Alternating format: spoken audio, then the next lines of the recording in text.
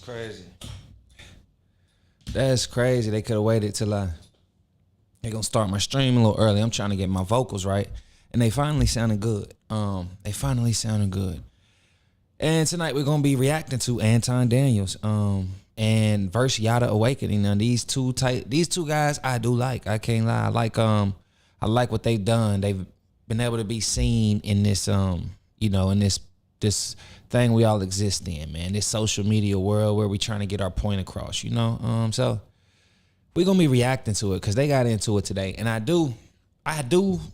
have raised my eyebrows a couple times at Yada Awakening. I just have, I don't know what to tell you why. Like some of his stuff that he does and says, I just can't agree with.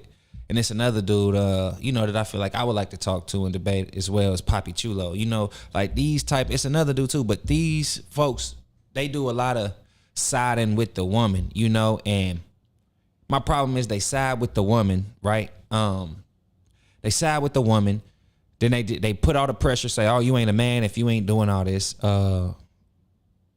And I think they're missing it's a big disconnect that they missing, because it's like, bro, you're not putting you're basically saying all women shouldn't have no responsibilities and do nothing, and we should just take care of them forever and no questions asked and all that. And I say, it's the situations that they live in. You know what I mean? It's the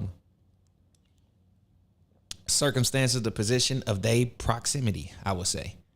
Like that's it. And the things you've done, the things you've known that the internet knows about you that you've done, hey, we got to question, we got to raise an eyebrow at what you're saying, because it's like, hold on, you're not living actually up to your expectations until you got a certain amount of money start coming in, and that kind of changed how you think we should perceive you as. But we gonna get into it. I'm telling you, I'm just warming up because since this, I'm streaming now, so we're live right now, and I'm not gonna worry about too much of the comments or none of that yet. Probably won't be none. It might just be me sitting on here, and I'm cool with that. But tonight, Anton Daniels in this. Let me put it on the right one. Hold on. Let me put it on the right one.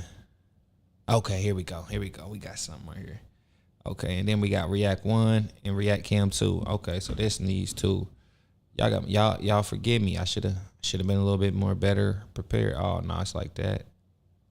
Okay.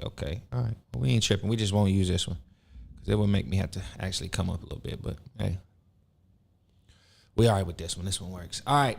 Anton Daniels. I wonder, shout out to Harley Initiated, I think. Allowing women to provide for them. Never, ever marry a woman. And it's with Anton Daniels. Check out his show, YouTube, Anton Daniels. And you'll probably like what you see, but this is just a reaction. Fair use. We just reacted. I'm going to be adding commentary since y'all in here with me. I appreciate y'all being here with me. I don't live stream too often, but so be it. Hey. We're going to start getting into it more, doing a little bit more reactions. And let me know if it's too slow for y'all, because I will speed it up. I can listen fast. Or look to get in a relationship with a woman that is a single mother. The women that agreed with going 50-50 with the men are women that's never had a real man. You don't want people to be with you just because you have resources. How can you expect her to work just as hard as you, come home, nurture the children, cook for you, have sex with you? You can't keep the nigga that impregnated you. What makes you think that we want to hear your opinion? Once again, Harley Initiated, Anton Daniels, Verse Yada Awakening. This is what we're going to be reacting to today. I appreciate y'all being here with me. If you're here on YouTube, I would love for you to subscribe. Y'all catching the episode live. I don't do this often, but we're going to start doing it more, I promise you. But Anton Daniels, Verse Yada Awakening. Let's get into it.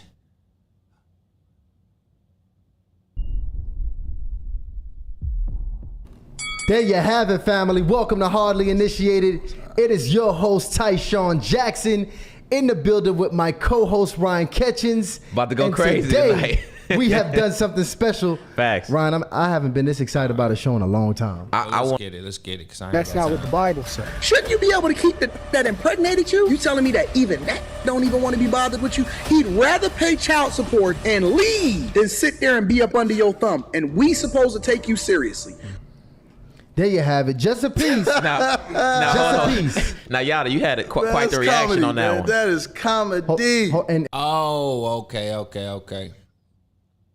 All right, my bad. Let me just, because I'm recording and streaming. But hey, I shouldn't have passed that up because this is what he said about Yada. Let's get into it. This is and look at Anton, bro. First of all, I gotta get the view here, the brothers, Lano. Let me see both faces. Yeah. We gotta I need to be looking at these brothers the entire show. For the whole show. The entire show, we need to see these brothers' faces here. Okay? And I also... You're a funny guy. You're a funny guy. Hilarious.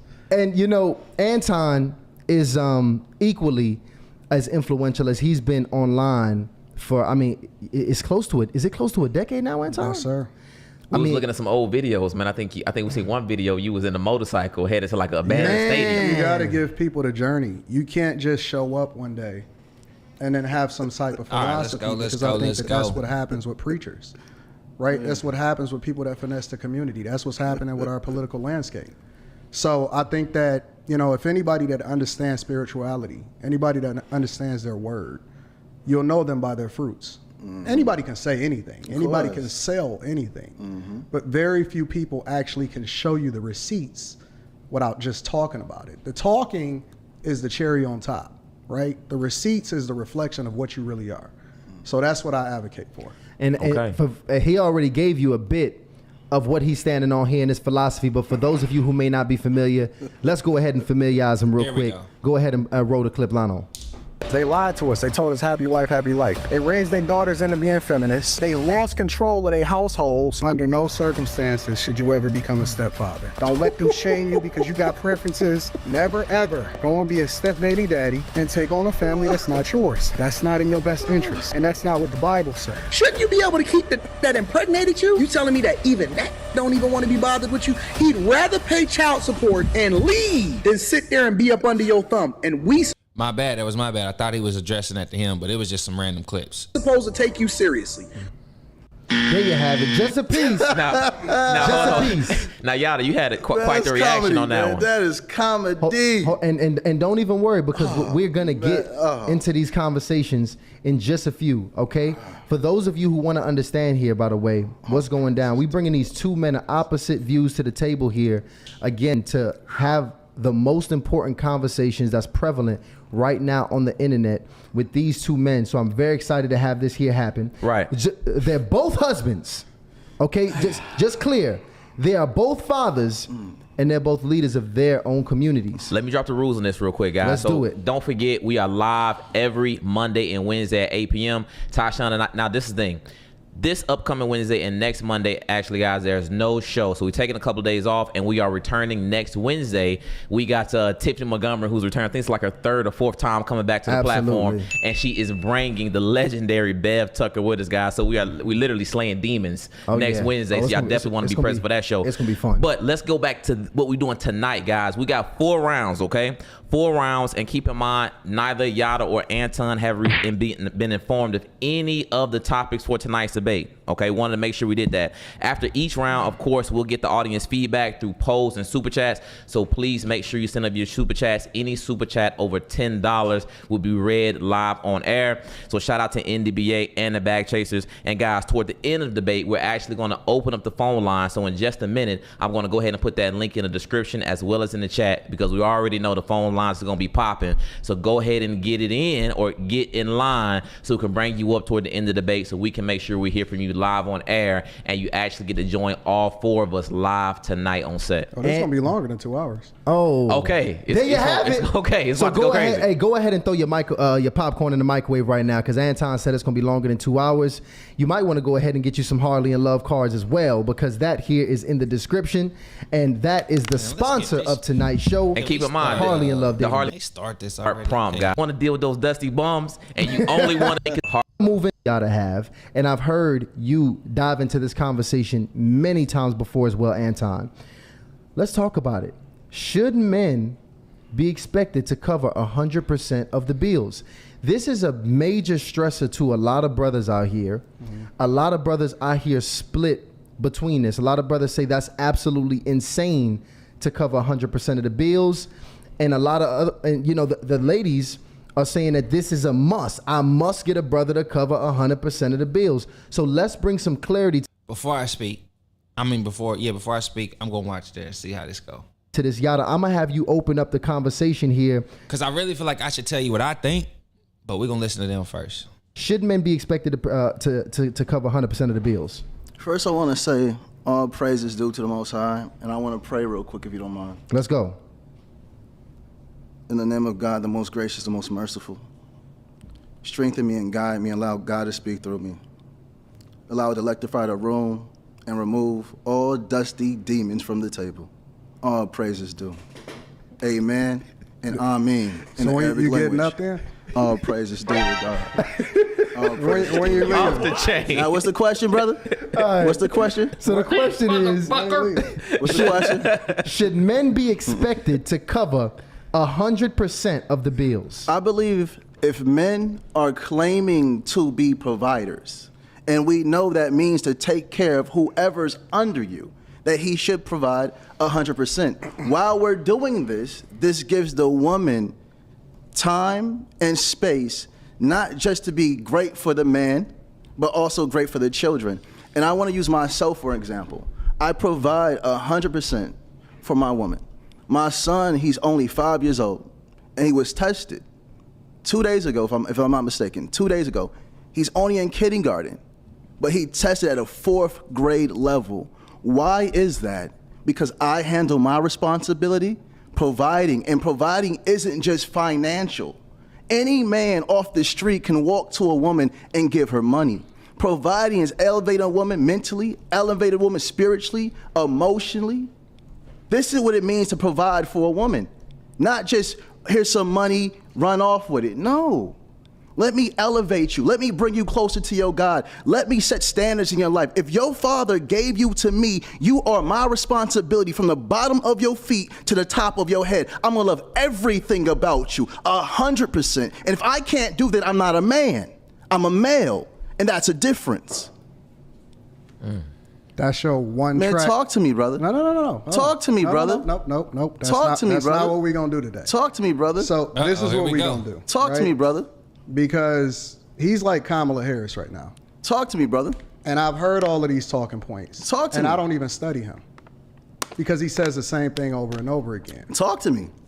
You got to control yourself. Talk to because me, that's brother. not manly. Talk to me, brother. You got to control yourself. Brother, talk to me, brother. So you see how I was quiet Talk to when me. you were speaking? No, you cut me No, off, but go ahead, brother. I didn't say anything. You got it, brother. There you go. I was quiet when you were speaking. Go ahead, brother. And so now we're going to add nuance. Off the bat. Now we're going to add context. So, first thing we have to do is we have to ask ourselves the question, what does it mean to be a man? Because being manly has nothing to do with a woman. It has nothing to do with pandering. It has nothing to do with just providing. Being a man means being purposeful. That's what being a man is. Right. That means that whatever it is that I seek from God, because my purpose is not a woman. A woman is a helpmeet. So when he panders to you guys, and ladies, remember, I don't know what he's selling. I don't know what product that he has, but my goal is to get you married. My goal is to have you married based off of what God says is sanctified, right? I don't want y'all divorced. I don't want you unequally yoked. I don't want you to be a single baby mama. I don't want you shooting your shot in the dark thinking that this guy is giving you insight when he's just giving you talking points with no real substance behind it. And here's the context. At what age do you want to be married? Do you put yourself in a position to find the person that's best for you? Might I add that nobody is answering the question? Like, nobody's answering, like... Has your father giving you away? Does your parents actually see value in the Is it just me?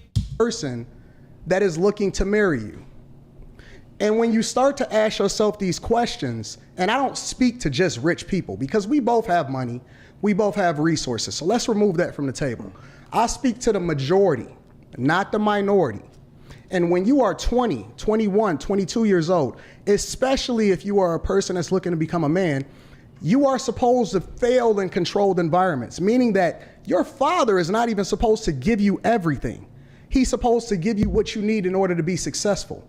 My father was able to buy me a car, but he told me that I had to earn it and work for it because I valued it more, which then extended to every single thing that I touch, including the woman. See, my wife is here. My wife travels with me. She knows me. She understands me. right? And so at 2021, He basically saying your wife ain't with you, bruh. 22 years old, you supposed to be broke. Unless you doing something that you ain't supposed to do in order to get it, you supposed to be building. That's You right. supposed to be understanding each other. It's a storming, a norming, a forming situation. And in no circumstance do you ever come into it fully understanding who the person is, regardless of whether you're a man or a woman. And so when we start to look at what God has ordained to be great, the purpose of a man, it's not just to give spirituality and leadership, and it's to understand. The first thing that the word says, in everything that you do, you get understanding. And everything you do, you get understanding. I don't even know her. I don't even know you. Everybody is out here dating, everybody running around, everybody doing everything, they're giving themselves to each other. We think that money or resources or what you can do or what you can offer a person is supposed to make up for all of the insecurities and the problems and the issues that you have in your childhood. What have you solved for? Right? Do you have problems in your childhood? Do you even have a father? Do you know what it means to be a man? It's a lot of women that's raising men to be feminine because they're in single parent households, right? How does that look? What does it look like when you get into a situation with a woman that has a child out of wedlock already, and then she still has to deal with the father? How do you deal with that? See, these are the questions that he can't answer for you, because the only thing he talks about is pandering. I'm talking about context. I'm talking about substance. I'm talking about spirituality. I'm talking about praying together. I'm talking about building. You're supposed to get married when you're young because it prevents you from sinning and finding yourself with all of these bodies and these soul ties that ultimately carry with you for the rest of your life. And then you start to see every single man, and you can't take it out of your memory with the person that you wind up being with. Most women have skipped over the man that they're supposed to be with because they didn't have the guidance, because they didn't have the spirituality. They don't know the word of God. And so it's easy to just say, oh yeah, just provide 100%. What happens when life happens and you 22, 23, 24 years old and you get married? The economy messed everybody up. Everybody that thought that they had it, guess what? You got a plan, and then God has a plan. What happened to the character? Why you don't talk about character? Hold on, and Anton, Why he don't talk about character? Because what I teach my daughter, I'm a reflection of the man that I would want my daughter to marry. I don't tell my daughter to go and look for a guy to provide for her. I tell my daughter to go and look for a guy that's believing in God. Now y'all see me throw my hands up. That's because I literally said this probably like 5-6 months ago when I was talking about raising my son versus raising my daughter. Am I raising my daughter to be the type of one that I would want my son to marry? Am I raising my son to be the type of man that I would want my daughter to marry? You see what I'm saying? So I did say that. Just let you know that was a Phoenix bar too. Has good character, that actually worships and looks for and focuses on his purpose, because everything else falls in line. The money is gonna come. We so busy chasing money. Seek ye first the kingdom of God and his righteousness, and everything else will be added unto you. You don't have to chase money. You don't have to look to women to provide for them, because if you're naturally that, if you're raised up in the admonition of your father, which is what God has ordained for you to do, you don't have to worry about that. That's naturally in you. Wow. And so, yes, That boy absolutely, preaching right now. she should be Can't lie to you. purposeful, and her purpose at that He preaching right now. I can't lie to you. Can't lie to you. time could be raising the children, depending on if y'all got children. Her purpose at that time could be out there and bringing in resources, because she's learning a new skill that can then translate into the company that y'all build together. It's a lot of nuance and a lot of context, but I hate it when people pander to women because they leading y'all astray. And it sounds like I'm a harsh father. It sounds like it's a difficult situation. It sounds like you're just supposed to be given I've heard the word harsh a lot recently. everything. But if that's the case, then why are we as a society, why are we as a people, as black people in particular, so far behind, and we further behind than we ever been, even though we the freest and we have the opportunity to choose for ourselves? This isn't God.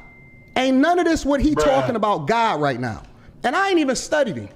I ain't even getting started. I'm gonna let you cook. Go ahead, do your thing. But I want clarity before we move on. Go ahead, let's get because it. when we Let's talk get about it. should men pay 100% of the bills, I'm assuming that means based on the context that Told you they did not answer the question. They firing shots off at each other. They ain't even. This nigga started off with a prayer. Like, come on, knock it off, y'all. you just gave. It's based that off men- of your circumstance and situation. Everyone is different, and nobody is a monolith. My brother. Nobody is My a brother. monolith. Okay, I let's go, Yada. love how he put so much passion into his words. But when God created man, God gave man a purpose. And what was the purpose? What was the purpose? He placed that man in a garden. Oh, Lord. What's What is he this? talking about? That's a tree. What's this? Those are clouds. What's that? That's a sky. What's that? That's a bear. That's not what And happened. listen to You me. don't even know the Man, word of listen God. to me. You don't even know the word of Listen God, to but me, I'ma let you brother. go. Listen to me. And when God, seeing that he was fit to represent himself as a man, he put him to rest. And from that rib, Y'all want me to slow it down? Because that does sound kind of funny, but I really don't care. They are talking slow. he took Eve. Now, this is a fact. Now we have to understand, what does it mean when you create a woman from the rib? What is a rib? A rib protects the internal organs, the heart and the rib. If the rib is mishandled, it fractures, it breaks. And what does that do to the man? It leaves him vulnerable. It leaves him hurt. Hold on. I think it's going to be funny if we watch it normally. But if a man handles this rib, protects this rib, uplifts this rib, guides this rib, loves this rib, this woman is able to become something greater than what she was created, which uplifts the man himself. So God gave a man responsibility before he gave him a woman. He didn't say, here's Adam and here's Eve. He said, here's Adam. You see what I'm saying? Like, it's something about, like, bruh, he's talking about the rib, heart, not like, I don't know why. I get his understanding on that analogy, but man, if it's just not a good analogy, bro. It's just not a good, that wasn't a good response. And here's a responsibility. Response. And then when God was seeing that he was fit to be considered a man and a head, which God is the head of man and man is the head of woman. Correct. He then gave God Eve. And then what happened, brother? And then what happened? You tell me. Because I'm going to add the context. I want you to No, finish. we can go in deep. If you want chapters, to whatever, we can finish. do this. But I need every young man listening to me that was raised in a home without a father. Young girls that was raised in homes without fathers. Your mother is divine greatness. Your mother is beautiful. I don't care what no man says about you, your mother, or where you can go. Strive to elevate. Strive to become the best version you are before you get into a relationship, so you don't have to drag a woman through the same things your fathers did to your mothers. I get what he's saying there. He's just saying become somebody before you start trying to get in a relationship, start babies and do all that. But all of the time, you cannot do that. That ain't how it works sometimes. So you telling me if you find the love of your life, you gonna just let her go because you thinking like you got these big dreams of who you, but you got to find a way to make that shit happen. Cause like we know, if we make a plan A to Z in life, life is gonna throw that thing all out of order. You gonna think it's A, B, C. It's gonna be A, 3, 8, 2, D, C. Like, man, it's gonna be so much. It's gonna be you. That is not how life works. You can't plan it out, and it's just gonna go accordingly, dog. I'm sorry. So if I'm telling you because I say this for women too. If y'all be so focused on career, independent, and I'm like, it don't make no sense to me. I'm gonna come off of this for a second because I do want y'all to hear me on this. It's this whole thing from the 50-50, 100% of the bills. This is my response to it. I've been watching it for a minute. My response is, okay, think of the roommate situation. They say, oh, if you paying 50-50, you basically a roommate. So I'm thinking of that and I'm like, you know what?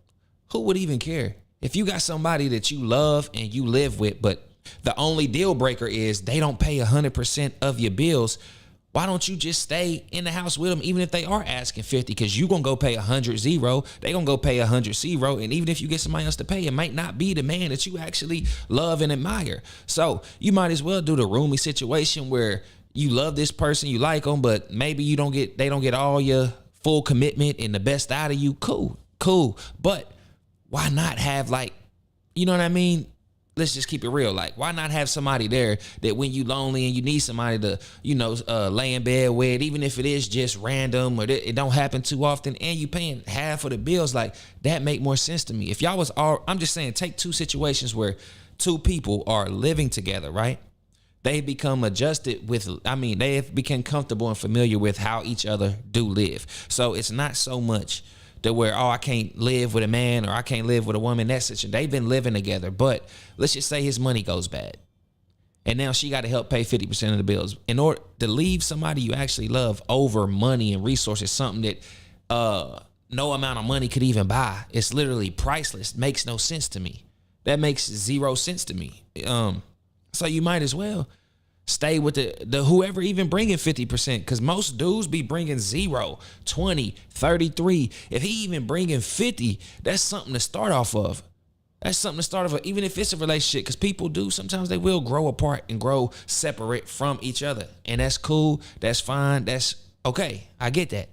I'm not disputing that. But you might as well. You be in a better off position, especially in this type of economy. You got to consider everything and not just your feelings. Not just, oh, this man, like, okay, you say your man pay 50%. And they say, oh, you got a roommate? Say, yeah, I do.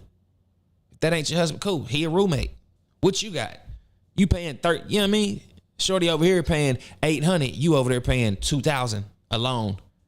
15, you got to be in a gated community. Like, you got to be in a gated community. You got to be somewhere where everything is accessible. You can't live out here. Like, it's different. It's different. You can't live in a house. Most single women, they gonna go get apartments in complexes. It's safer. A PIN code to get through the parking. Access knob or something to get in the building. You know what I mean? On the elevator. Like, that's the type of measures you got to do. All because you can't be like, you know what? I'll do 50-50. Hell, I'll do 60-40. What are you willing to do? What percentage are you willing to do with the person that you love and admire? Admiration is something, not just lusting over, not just a dude breaking your back how you want it to. I mean, even though that's valuable, you know, because some men can have all the money and can't do that. So then you really weighing shit out. So, but my main thing is you love and admire this person. You love and admire this person. This is a 101.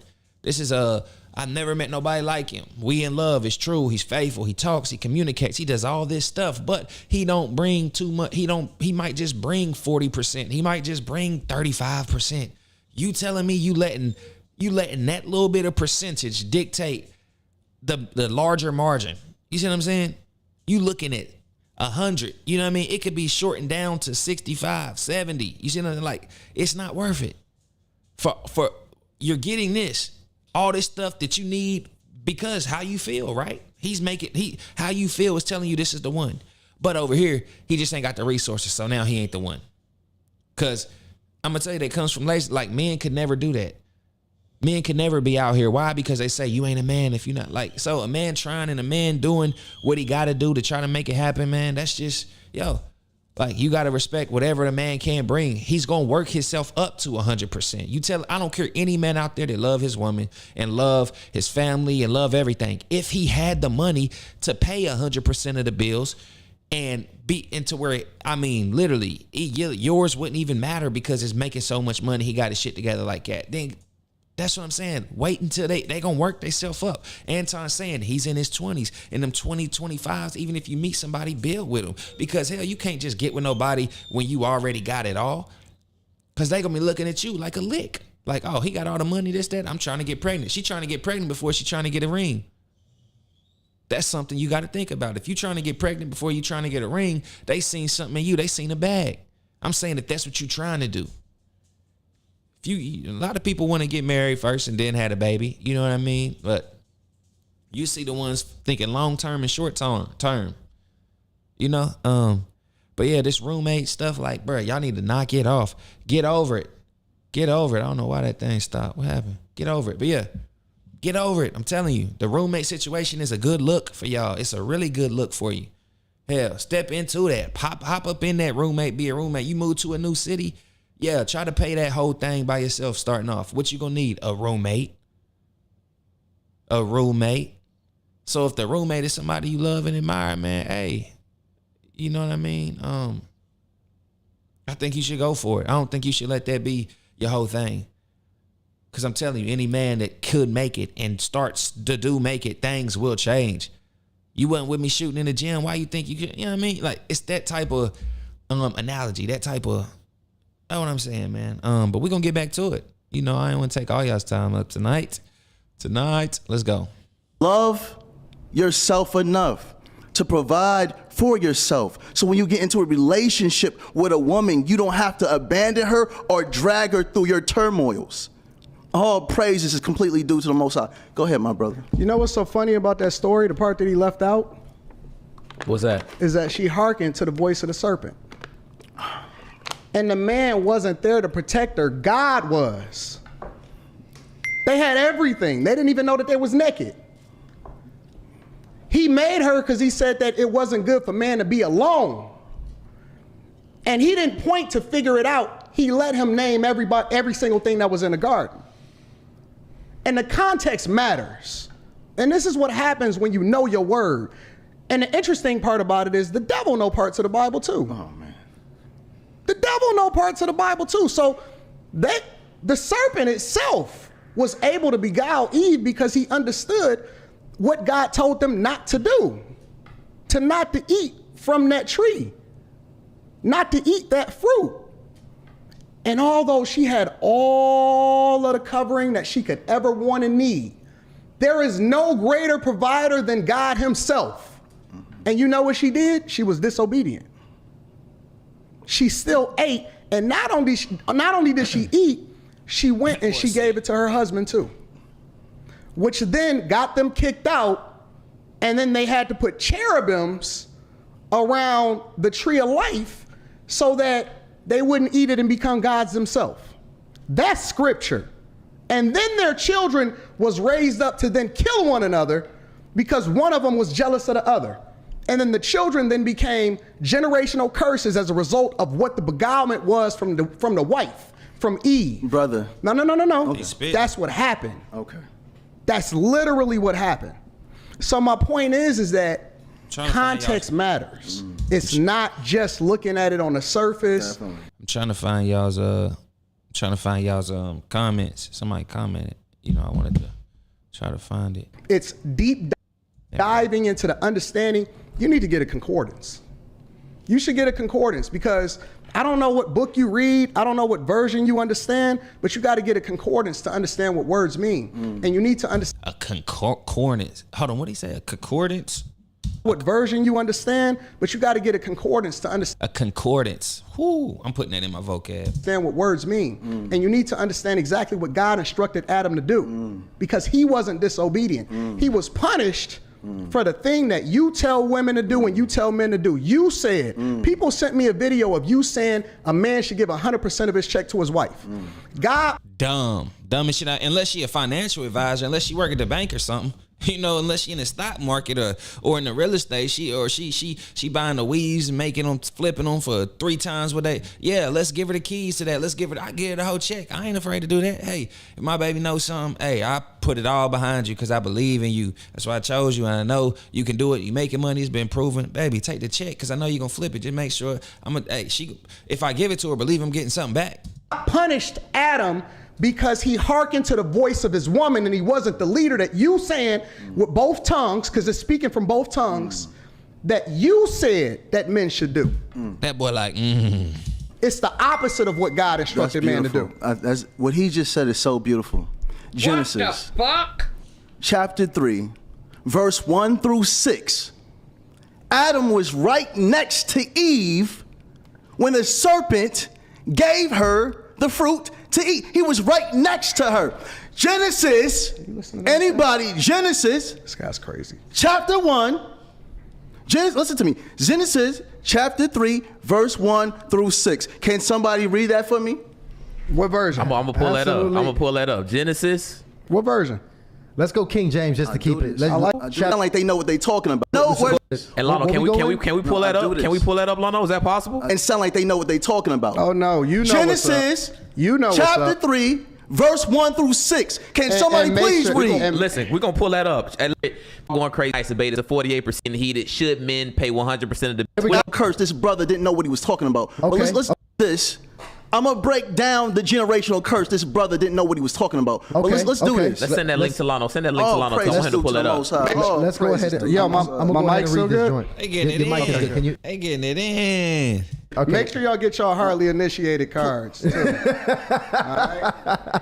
right? My mic it seems like it's going in and out. It's going Oh, on my headphones. praises And be your to the headphones- Most It's probably High. your headphones, but your Oh, mic is praises good. be Your to mic the is As Most long as High. my mic is good. Your I'm mic good. is Oh, Gucci. praises be So to check the this Most out. High. I'm gonna go ahead and start reading this. Lano, go ahead. You gonna get that set to Lano to pull it Trying out. to get it to Lano. Yeah. Now Genesis chapter 3. Now the serpent was more subtle than any beast of the field which the Lord God had made. And he said unto the woman, Yea, hath God said, Ye shall not eat of every tree of the garden. 2.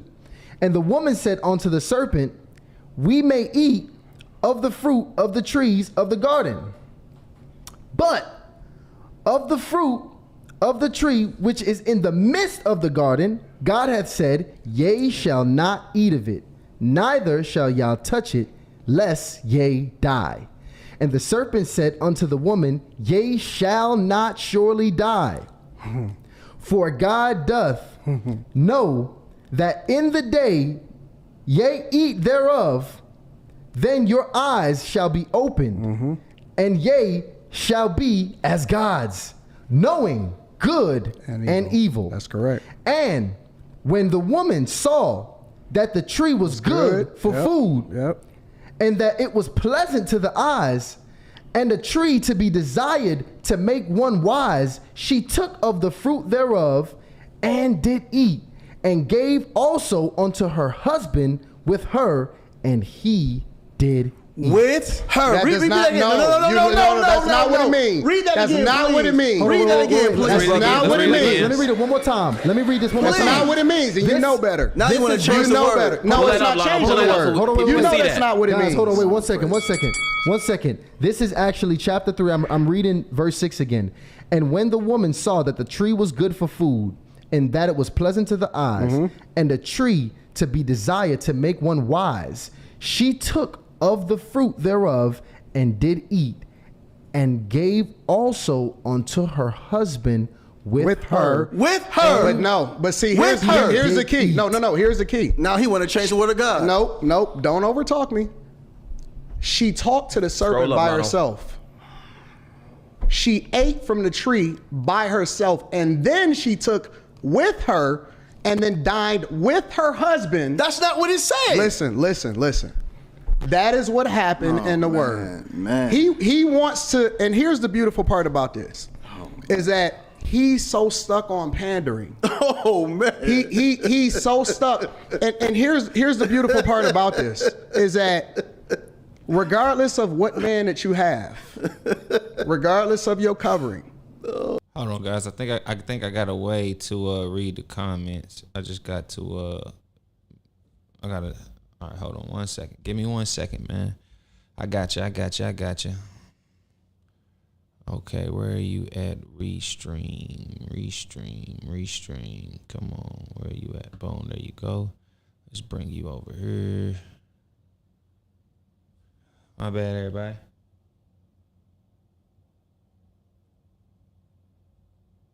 All right. I ain't tripping, but yeah, chat. Okay. All right, I don't see no chat, so let's keep this thing going, flowing. All right, where you at?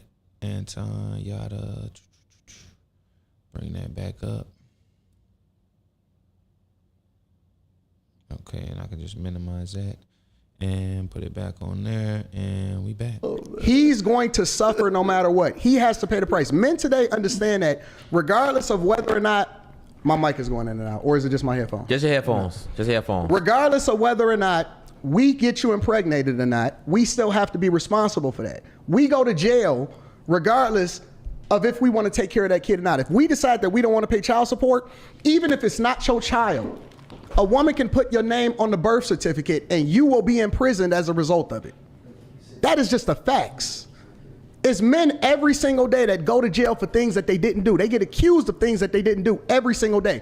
Meaning that men by default, even back in the word of God, is held accountable for the things that their wife do. But it doesn't absolve the woman from being responsible for her own decisions. It does not absolve her at all. And that's the part of the context that we're missing. We always want to put it on the men. And justifiably so, because men have to be responsible, and you've never seen how great a society is without men being great themselves. But we don't live in that time. Oh, praises. Now, I want to finish what I was saying about But I'm going to let him finish. Thank you so much, Let's go ahead and get it. Let's go ahead. Thank you Yada. so much.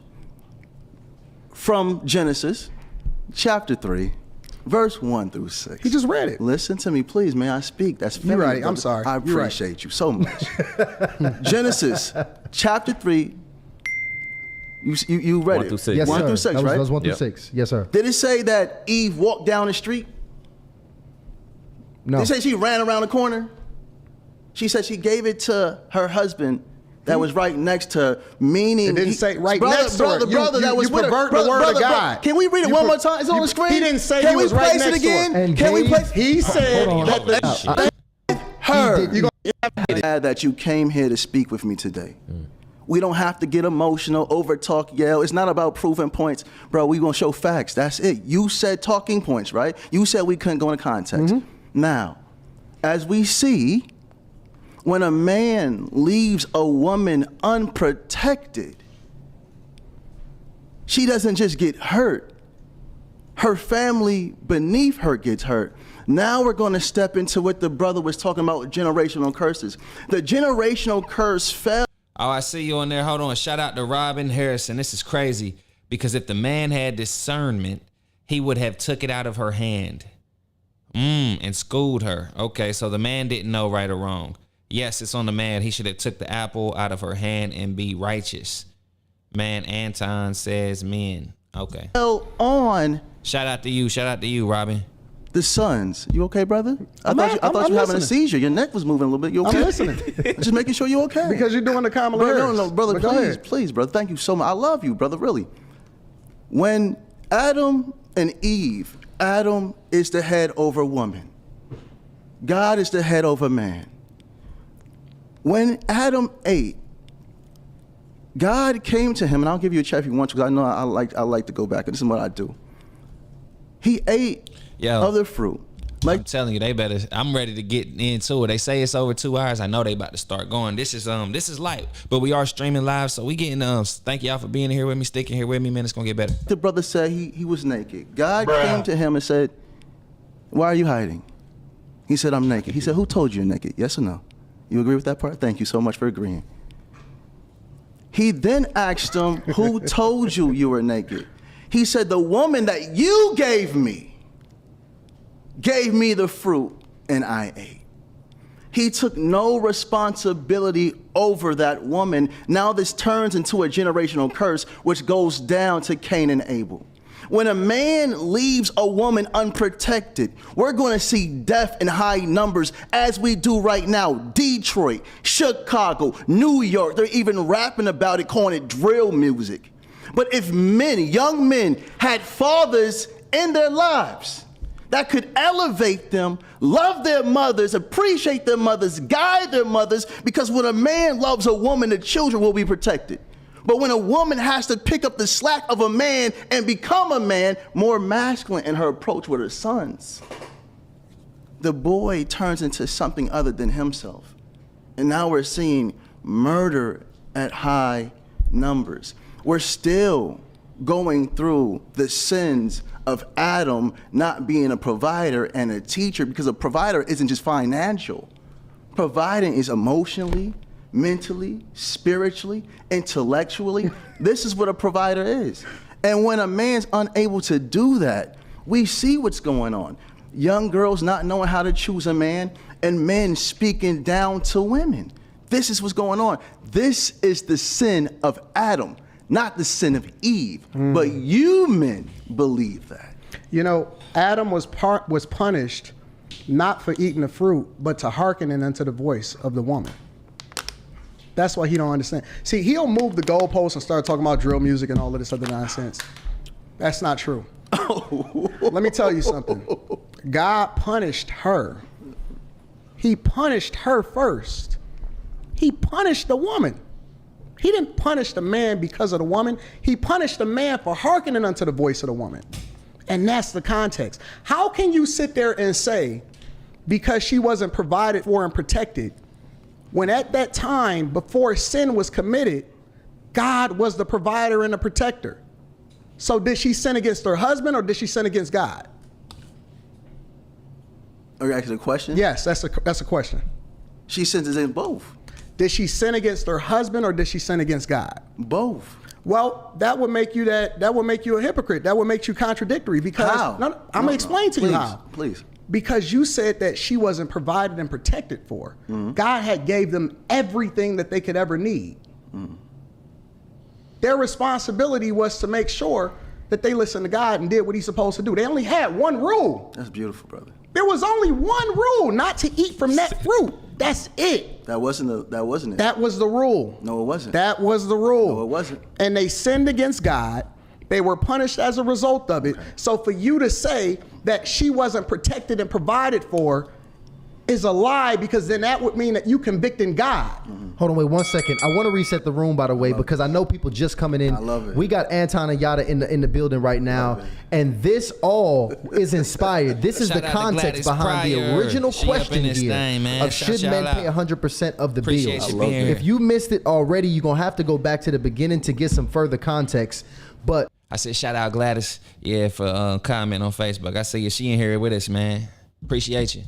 the story of Genesis was brought up here as a way for us to go to be honest, I damn forgot why the hell we went here.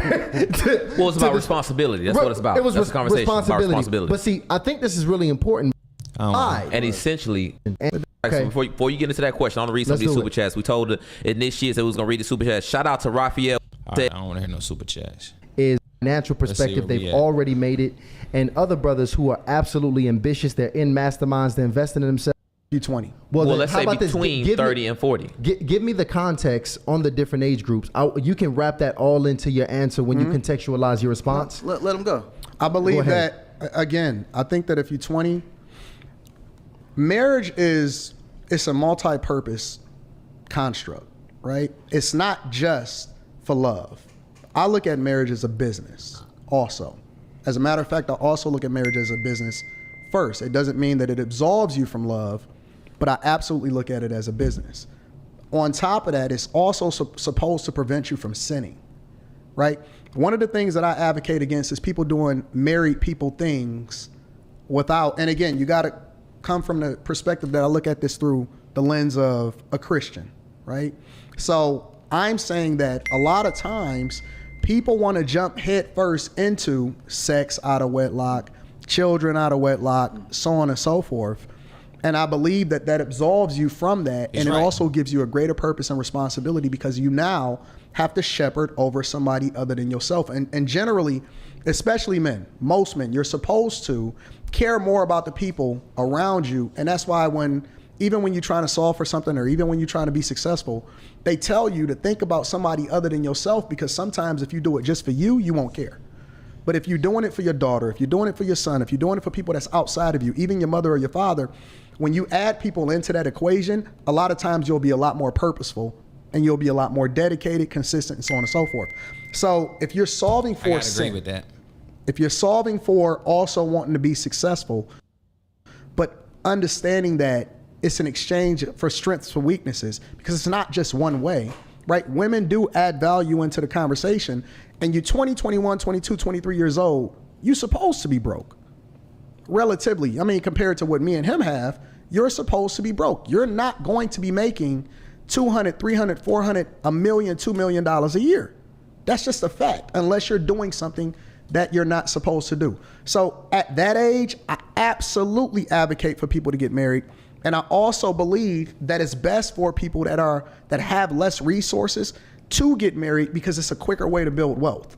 The goal ultimately should always be to where you can release her from doing the things that. Oh my gosh, man. All right. If y'all go on my, y'all gonna see. Yeah, it's like she gotta work until she don't have to. Like, listen, it was on the episode of Creative Players. It's called The Woman You Want versus the Woman You Need. And I'm telling you, this is like, man, I spit so much bars about this. Like, this guy is taking, I know what he's about to say. That's what I'm telling you. Normal women would do that are single, as far as having to provide and protect for themselves. But at the same time, I also think that there's nuance in that, because if you're in a relationship with somebody that's early in there and you got it from scratch, I think that she has equity in what you do. If you're a 40, 50-year-old man, I think you need to probably get yourself together before you decide that you want to bring a woman into your space and you can't provide. And that's the context. That's I a good think that when context. you're older, if you've been playing video games and you've been doing the same thing over and over again and you don't have the results, you need to go and study your word. You need to get in your Bible. You need to dedicate yourself. You need to get a coach. You I need to get in my Bible. need to figure out what life is like. So At that point, I don't think that you should be in a relationship. at that So point. context, just so I understand, a man between his 20s and I guess between 20 and 30, it's fine for him to not be able to provide 100%. Yes, because absolutely. he's building with his lady. As a 100%. man gets 40. And here's the rest of the context, though. Because I think that in society, and we live in this social media culture, that everybody thinks that you're supposed to live in a mansion. Everybody thinks that you're supposed to have a high-rise condo. Facts. Right? You could provide 100%, especially if you have children, but are you willing to lower your lifestyle in order to build successfully and then add value into the assets that will ultimately make you rich in the future? Right? So it's so much nuance. There's so much context to this. And it depends on where you at in your life. It depends on what you study, and it depends on what your family structure is like. It depends on if you come from money and resources, right? All of those things matter, and I think that there is no one right answer. It depends on the circumstance, and everybody's circumstance is different. There we have it. Okay, Yada, we're going to give you a chance to respond here. I love the way he articulated himself. It was very beautiful. But being well-traveled, I've seen men provide 100% without having so much. And like the brother said, as long as they're staying within their standards, I don't think a man should get into a relationship with a woman until he knows he's able to handle all responsibilities by himself, just in case that woman leaves him. Because if you're in a Shout out William Bumpus in the building. What's good, bro? I see you, bro. Appreciate you being here. Let's watch it. relationship with a woman and you're living with a woman and she's paying half and you're paying half and she leaves you, what are you gonna do?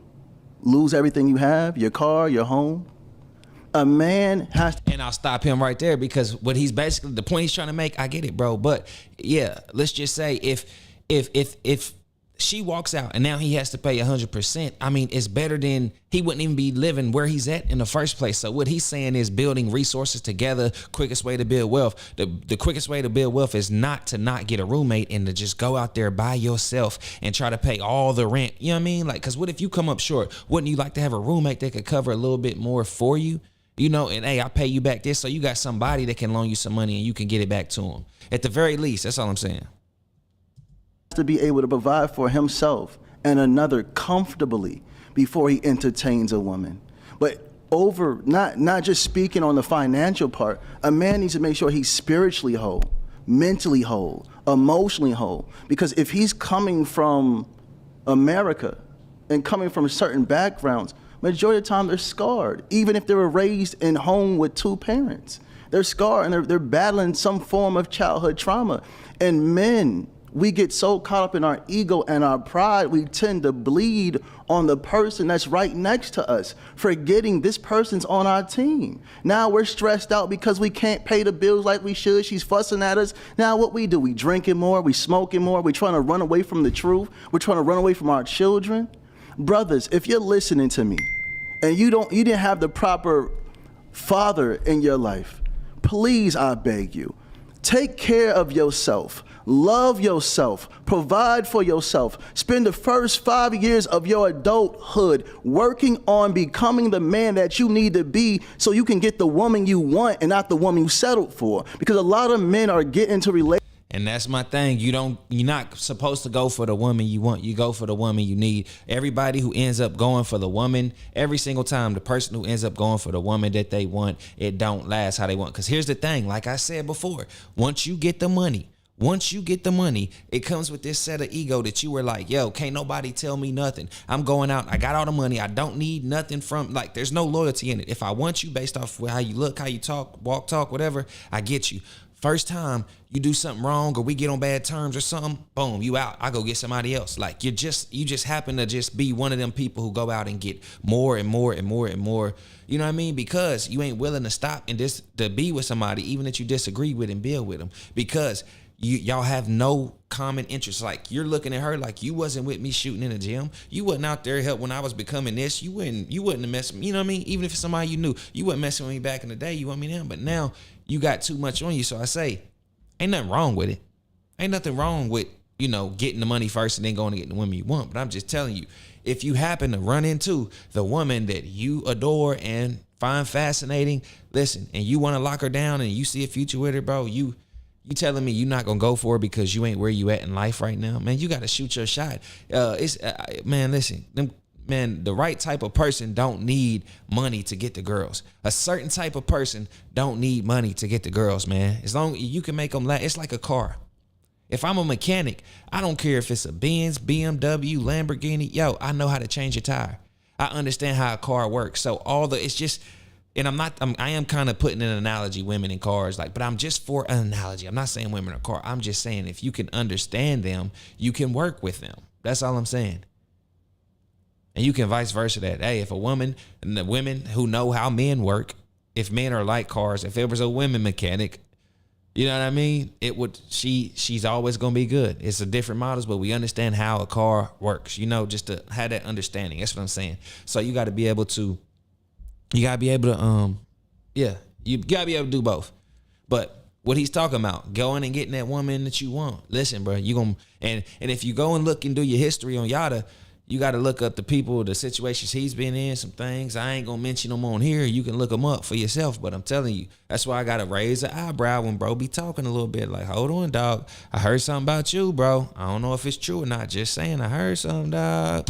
Relationships with women they're settling for because they can't get the woman that they truly want. Now they're misusing this woman, abusing this woman. Children come, they leave this woman. Most men that leave women because they weren't properly good with them. They didn't love them. They couldn't connect to them on all levels. They got a woman that took them at the level which they were on, and the woman that they truly wanted, they're not going to look at them. I agree with that part, what he said right there. So all I'm saying to my brothers, and I love what Anton, I don't disagree when he said family is business. No, man, I for sure.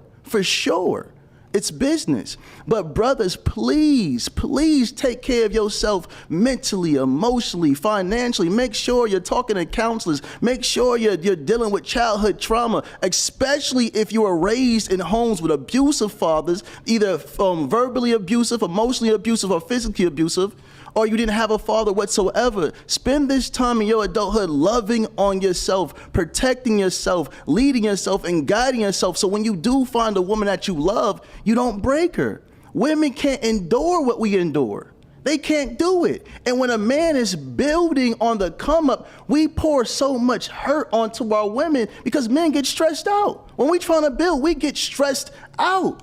To get to where me and Antoine's at, we put a lot of work in, and it came with a lot of pain. It wasn't peaches and creams and kumbayas. It's, I gotta figure this out. What's going on? And sometimes the woman right next to us gets this attitude, gets this aggression, not because we don't love them, but they're right next to us, so we're bleeding on them without meaning to, and we're blessed to have women, because I believe your wife was with you on your come up, right?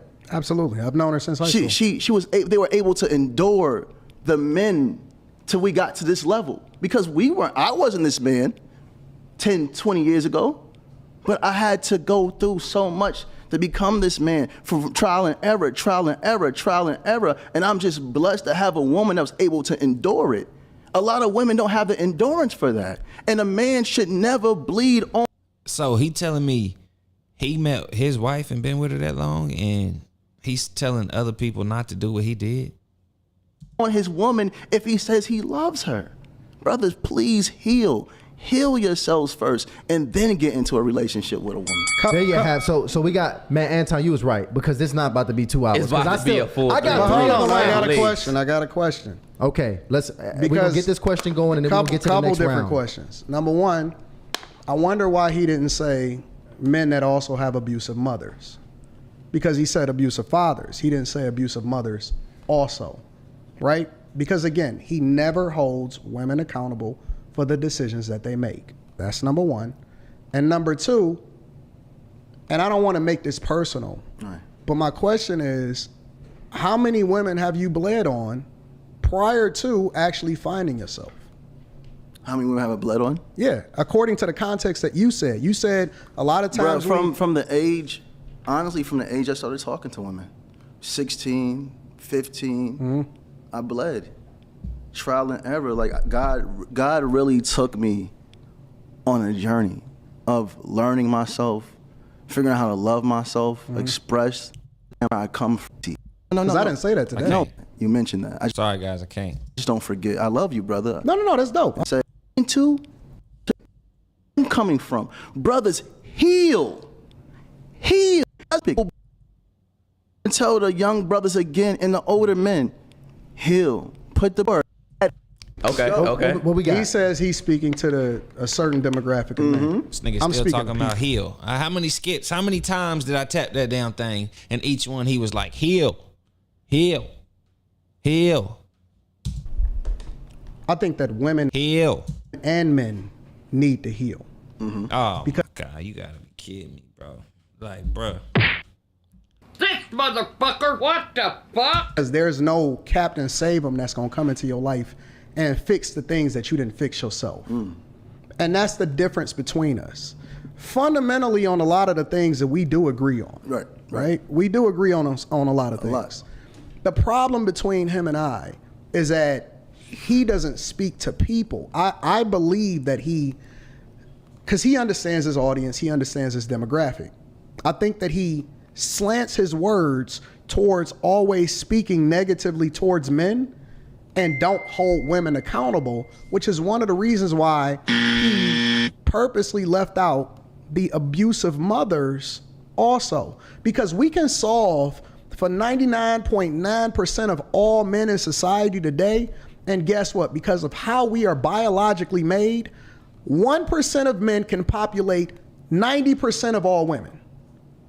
So even if all men got themselves together, men could still, certain demographic of men, because it's a false narrative to say and hold, if he's speaking to the majority of men, like he said that he was, it's a false narrative to say that the majority of men are out here doing things that they're not supposed to do, holding themselves accountable, and getting women pregnant out of wedlock.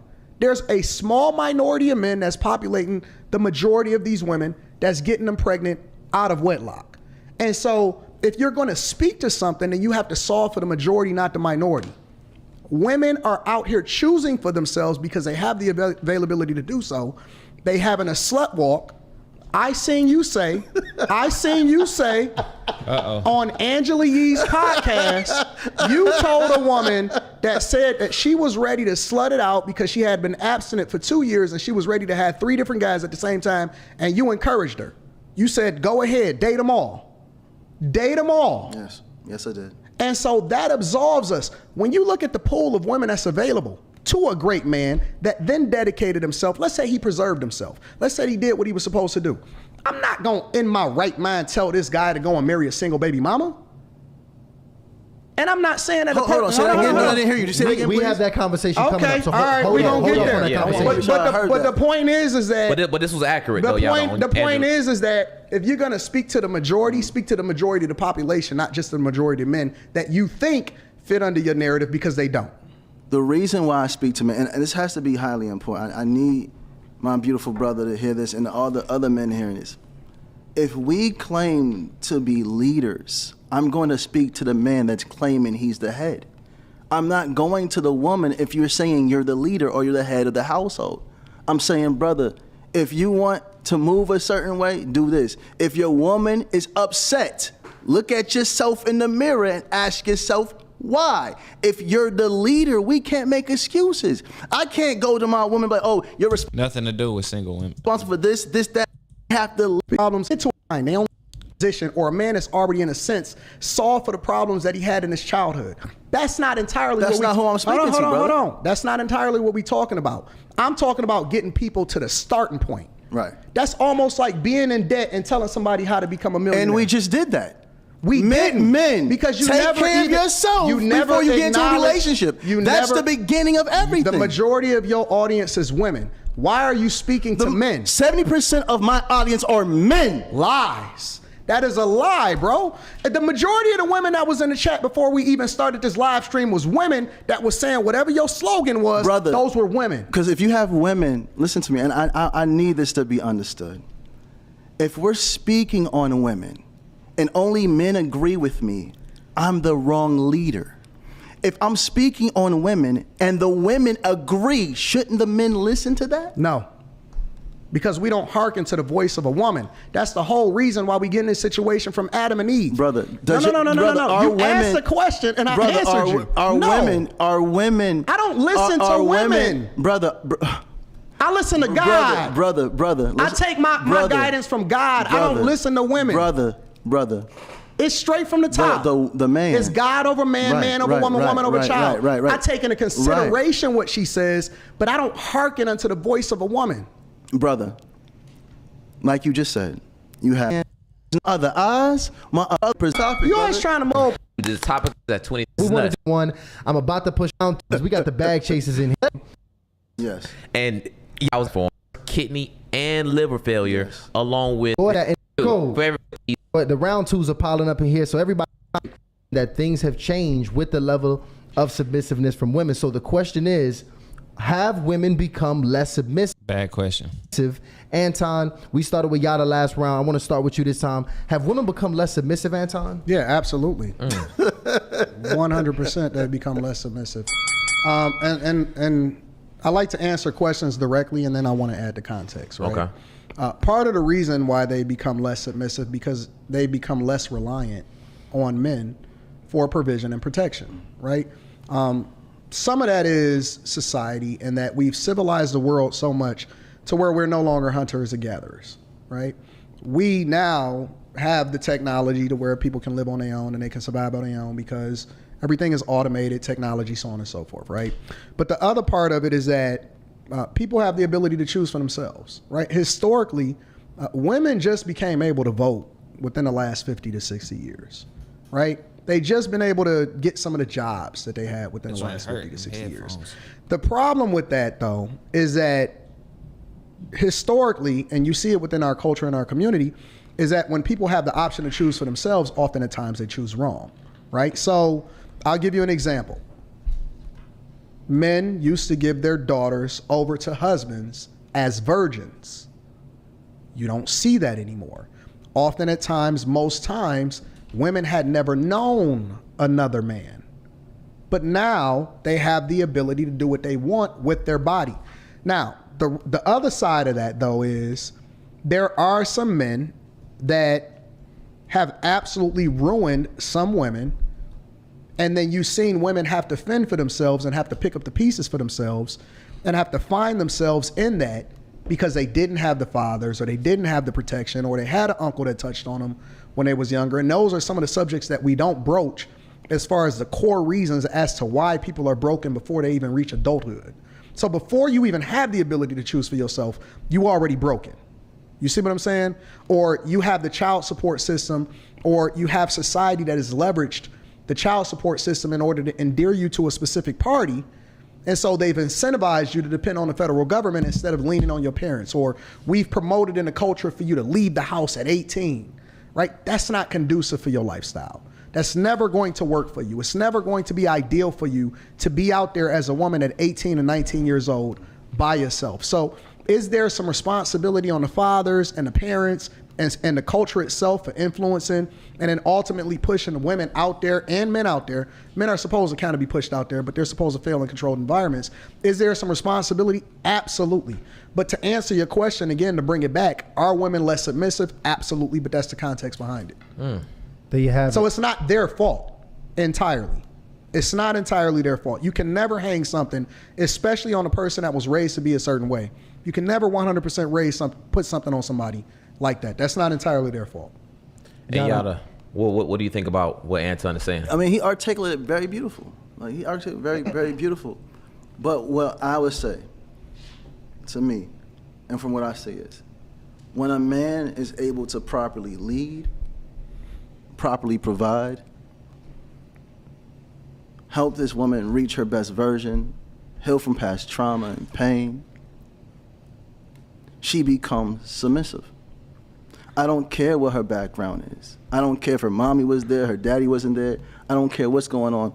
When a woman steps into the presence of a man that walks with God's attributes, leading, guiding, Don't think that's always right. Just saying, I don't think that that's always the case. You telling me every woman who runs into a good man, like we're saying, what y'all is basically saying right now is that every woman who would come around a good man, basically saying if she don't know what the right type of guy is, how would she ever be able to identify him if she's not even familiar with it in the first place?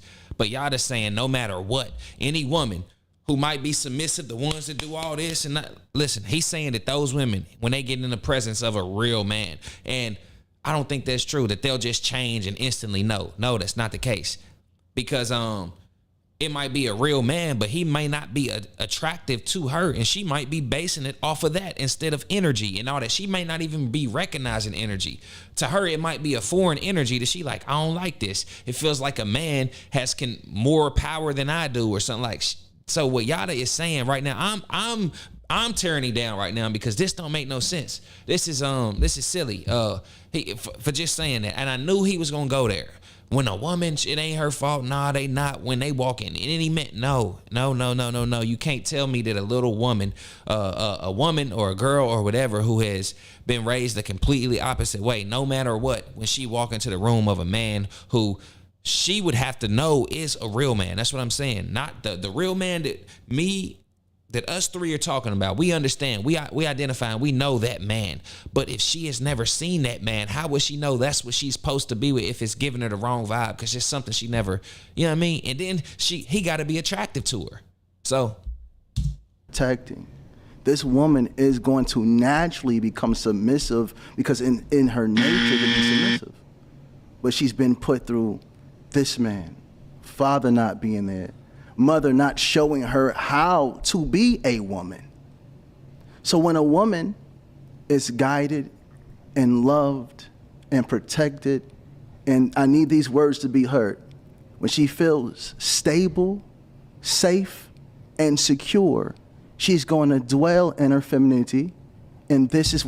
But that's the problem that we are talking about right now. The ones who come out of high school, want to be independent, be strong, and all this stuff, and do everything on their own. How are you going to?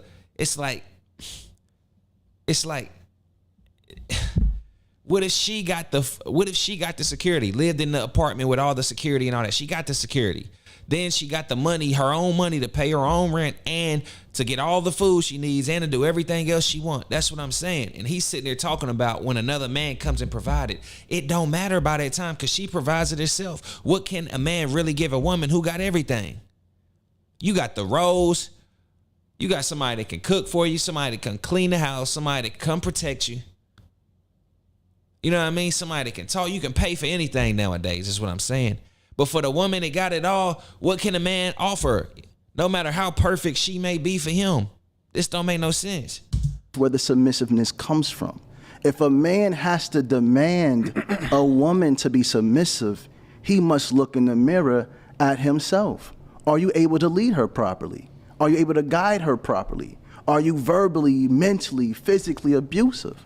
Are you assuming that every woman is not on a certain level to where they can take care of themselves? You able to make love to her mind, or are you just able to make love to her body? When a man stands on truth and his foundation is God, the woman becomes submissive. I believe, in my opinion, that women stop being submissive because men forgot how to properly lead. Not just lead. Agreed. But properly lead on each and every level. With that small part, agreed. And I don't care if it's, the brother mentioned welfare or anything external. If it's inside the house and family is business, we have to look at the man running the business. How does she feel? Does she feel heard? Does she feel accepted? Does she feel stable and loved and secure? And the answer is yes, you'll see it by the fruit she bear. But if the answer is no, you're going to see it by the fruit she bears. So all a man has to do is step into the characteristics of God. And this is when you'll see the greatest version of your woman, because you became the greatest version of yourself, and your woman is a reflection of you. I'm talking about your woman, not some random woman you met off the street. So so just to be clear, does every woman have the ability to be submissive so every woman has this ability based upon how the man shows up? I want to go to scriptures. I told you this was a dumbass question. Because I'm sitting in front of this beautiful brother. A whole life. And after he was resurrected after 3 days, who's the first person he appeared to? Mary. On I don't. A man. On on when you say a man knows his wife. One thing, examples. One thing that he said previously, when he just spoke, not just this time, but previous to that, is he was speaking about submission and how you can inherently, every woman has the ability to be submissive depending on the circumstances that she put in, especially when she's under a certain type of man. I do believe that every woman has the ability to be submissive. On praises. Okay. But I also believe that you should be equally yoked. I'm not going to chase something that's not of me in order to try to convince them or show them that I have the ability to provide for them to where they can be submissive under me. Well, give us some context as well to equally yoked, because I think that's thrown around. A lot of guys run out there and they try to get the thing that's the finest. A lot of guys run out there and a lot of the foundation of their relationship is based off of sex. Like, they don't have anything to stand on once they start to have conversations about things that's much deeper than what's on the surface. And so at that point, you realize that you're unequally yoked, but you've already started to join in together as though you were married by doing things that married people do.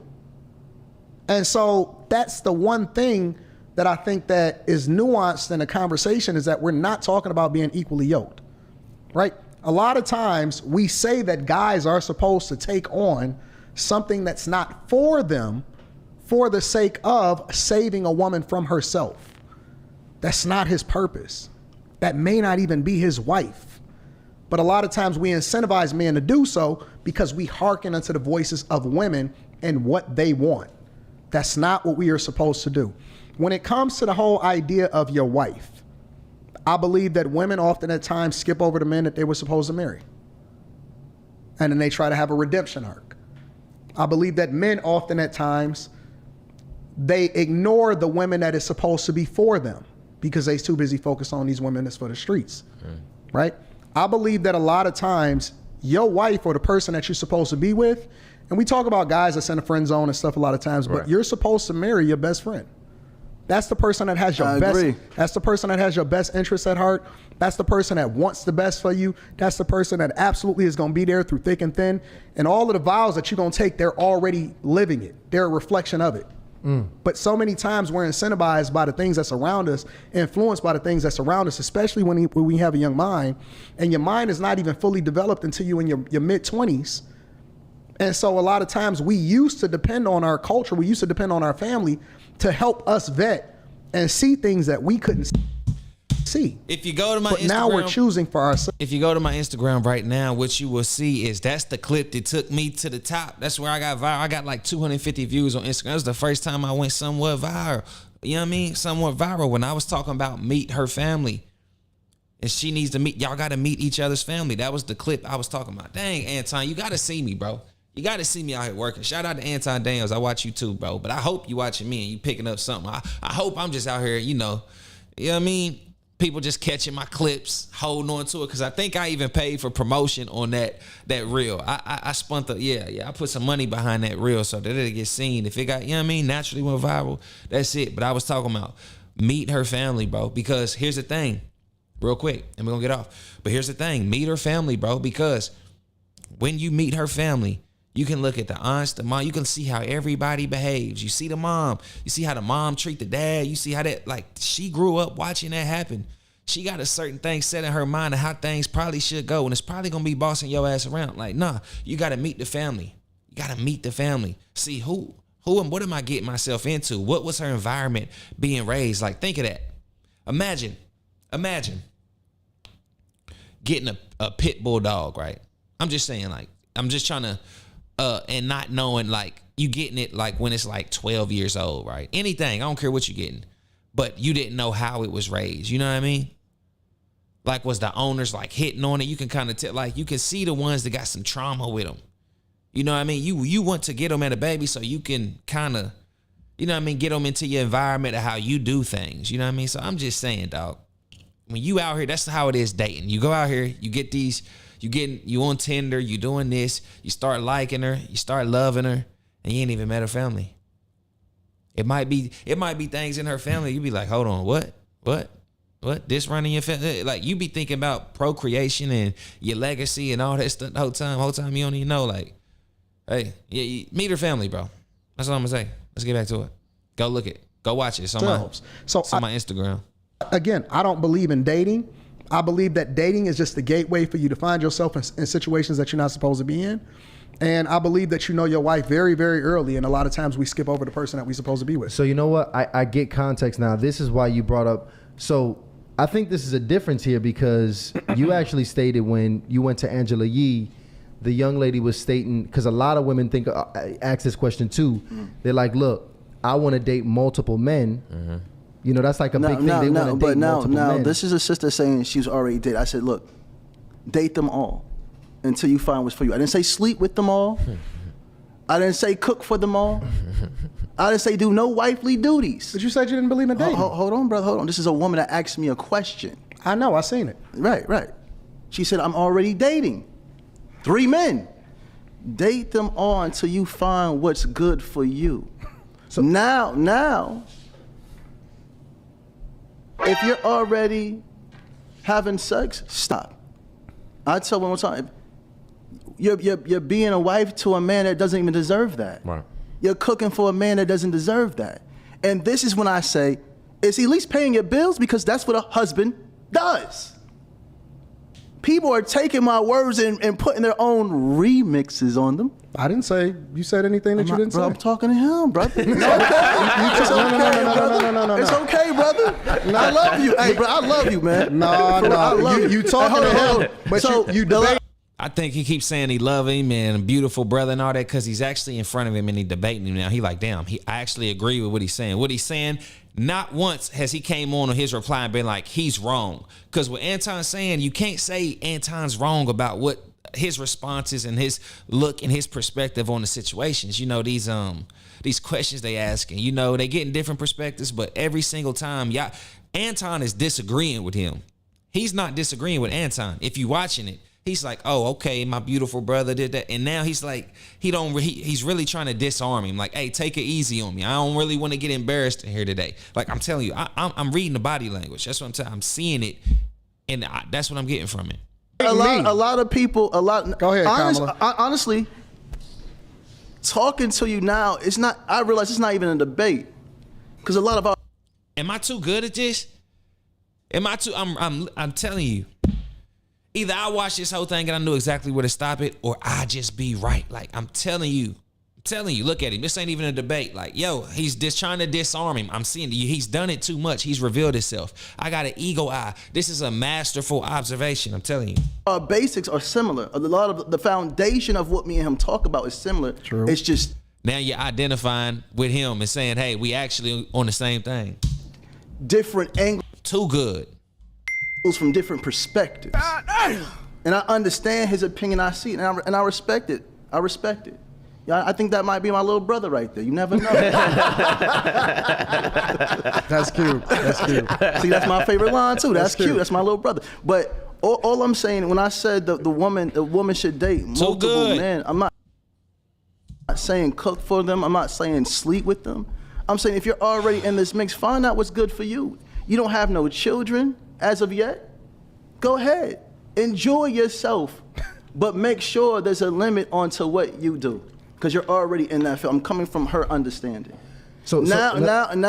Now, if this is a young girl coming to me, hey, Yada, I'm thinking about such and such.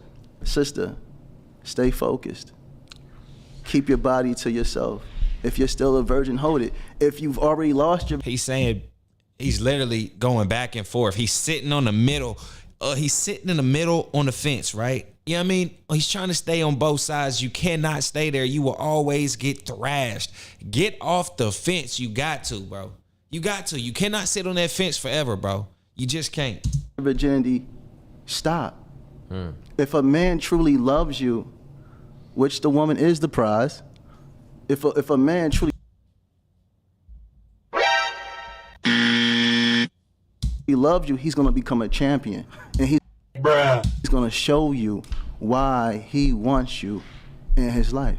So ladies, if a man is unable to provide your every need as a husband should do, he's not the one for you. And I'm gonna say that, and I'm gonna stand. Dude. This nigga be practicing in the mirror. You can tell he did. I mean, and he does it well. He actually presents himself well. Like every time he make a joke, he watches too much movies. But let's go. On that, I'm harder on the men, yes, because men are the leaders. So let me close this poll out real quick. No. Go ahead. Come on. So should she date or should she not date? The woman that I was speaking to, I came from her understanding. And I said, sister, you got 3 men, date them all until you find which one is for you. I didn't say sleep with them. I didn't say cook for them. Go to the movies, hang out, have the conversation with them. The one that's for you is going to overshadow everybody else. She said that she was looking to basically go through a whole phase because she had been abstinent for the last 2 years and she was I don't know what clip they talking about. coming out of her abstinence.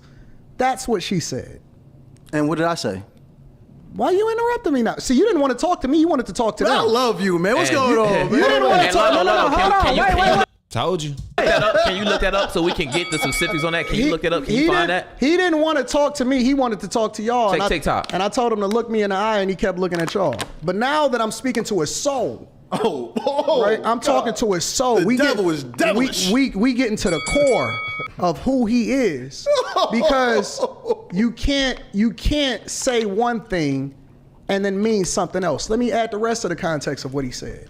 He then was telling them to charge money like prostitutes. Play the clip, please. He told them to charge. Find that clip ASAP, charge $50,000. The remix. Nope. Remix. Did you say charge money? Yes or no? Remix. Yes or no? Did you say the charge? Remix. Wait, it's a simple question. Yes or no? Did you say charge $50,000? Charge them $50,000 for what, brother? Did you say charge $50,000? For what? You're going out. Add it together. You're breaking out You can bits and add pieces. whatever. No, bits you and can pieces. add whatever context So that what you want. what I teach, coming from my background. I seen Kamala Harris do this on Fox News the other day. Hold on, brother. Hold on. All my brothers have paid for their wives. It's our tradition, it's our culture, and it's our religion. We all paid for our wives. I know that's unfamiliar to him, but it does not make it wrong. And any woman that believes that they shouldn't get paid for a man to show you that they're able to take care of you is foolish, especially in this day and age. And if women follow this, there'll be less women with children without men, because men would have to step up. Men love more what they have to invest in. Allow this man to invest into you. Speak clearly. Period. Everybody loves more what they've had to invest in, not just, come on, bro. Everybody, everything. I gotta stake anybody who has time and love and energy and action into anything is gonna love it more. What are we talking about? Yeah, I love it. On his words. Love it. Angela Yee then said,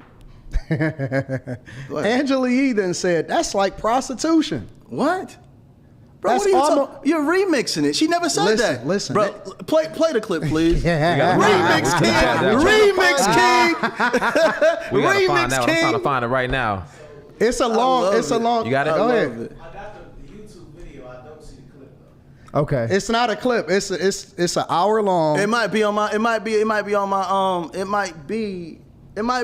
IG. Here's the fact of the matter. We're not gonna divert away. No, from you it. trying to remix me. You No, can't do that. Listen, let me speak. All praises. Here's the fact of the matter is, first he agreed with me and said that I don't agree with that people should be dating. Yes. Then he admitted and he acted like he was just adding context to the woman that was saying that she was coming out of her whole phase. Right.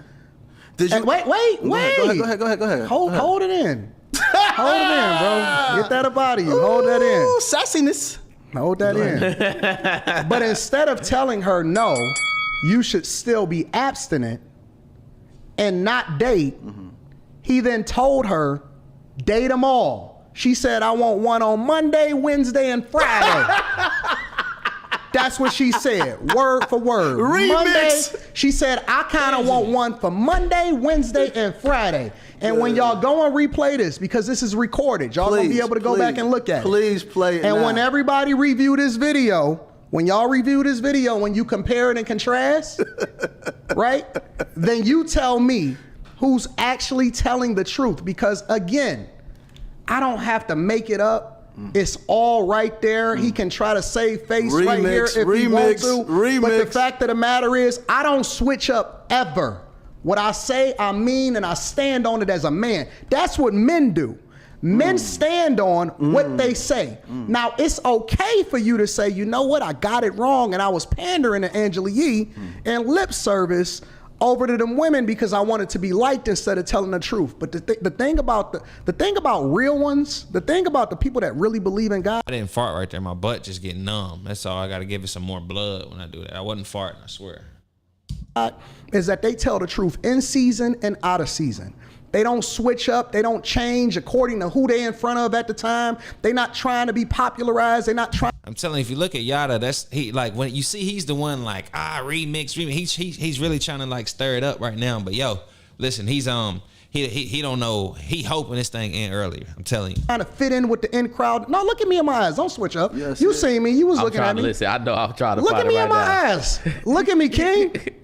Peace, bro. You Look okay, at me, brother? King. You okay, brother? I don't switch up ever. Brother. I mean what I Anton standing on it, dog. say, and it's okay. Right. To change your mind. Right. And I told you, I'm gonna speak to your soul today. Right. I prayed for you on the way here. Right. For God to prick your heart so that you stop pandering because you're gonna have to be accountable for every single word that And you say. I love you saying that. I love you doing that. Listen, I give me love that you just said that. Listen. Let's go. Devils get mad when they start to get bothered. Give me a second. Go ahead, I prayed for you. I genuinely did. Because you got to be accountable nervous. for every single word that you say on this earth. And I don't want you to pander because you're leading people astray. You leading people and you presenting yourself a certain way, but I don't want to call you a false prophet. I just want to say that you need better understanding. You're not ready to have conversations with people or how it is that they're supposed to be operating in a relationship. I'm not even sure that based off of what you saying today that you're a reflection of what you advocating for. What do you mean by that, brother? Based off of what you saying, you switching up your words depending on who the audience What words is. did I switch up? You said that you didn't believe in dating. Right. Then you told that woman to date them all. Brother, word for word. Brother, can we please play the clip? Because I Can't also find said I do not believe in dating. Nah, honestly, I can't even find the I want clip, to, but I man. cannot find I really this thing. want to as well. Yeah, They'll somebody find drop it. that clip in the They'll chat. find it. Yeah, somebody drop that clip in the Somebody chat. go ahead. We gonna let the people. Service. Yes. Because they didn't have the proper leadership within the home. And we have to deal with a divine understanding. When I look this way and I'm speaking to the brothers, it's because sometimes when I look into your soul, I see some things that ain't right, bro. Listen to me, brother, because you talking about God. Listen to me, please. A man that's unable to show and prove himself to a This shit is about to get bad. I'm telling you. woman shouldn't have that woman. This is the laws of nature. Even animals, when it comes to alphas, they'll fight physically to show who deserving of this woman. And that woman goes, or that female species goes with the animal. I'm saying the same thing.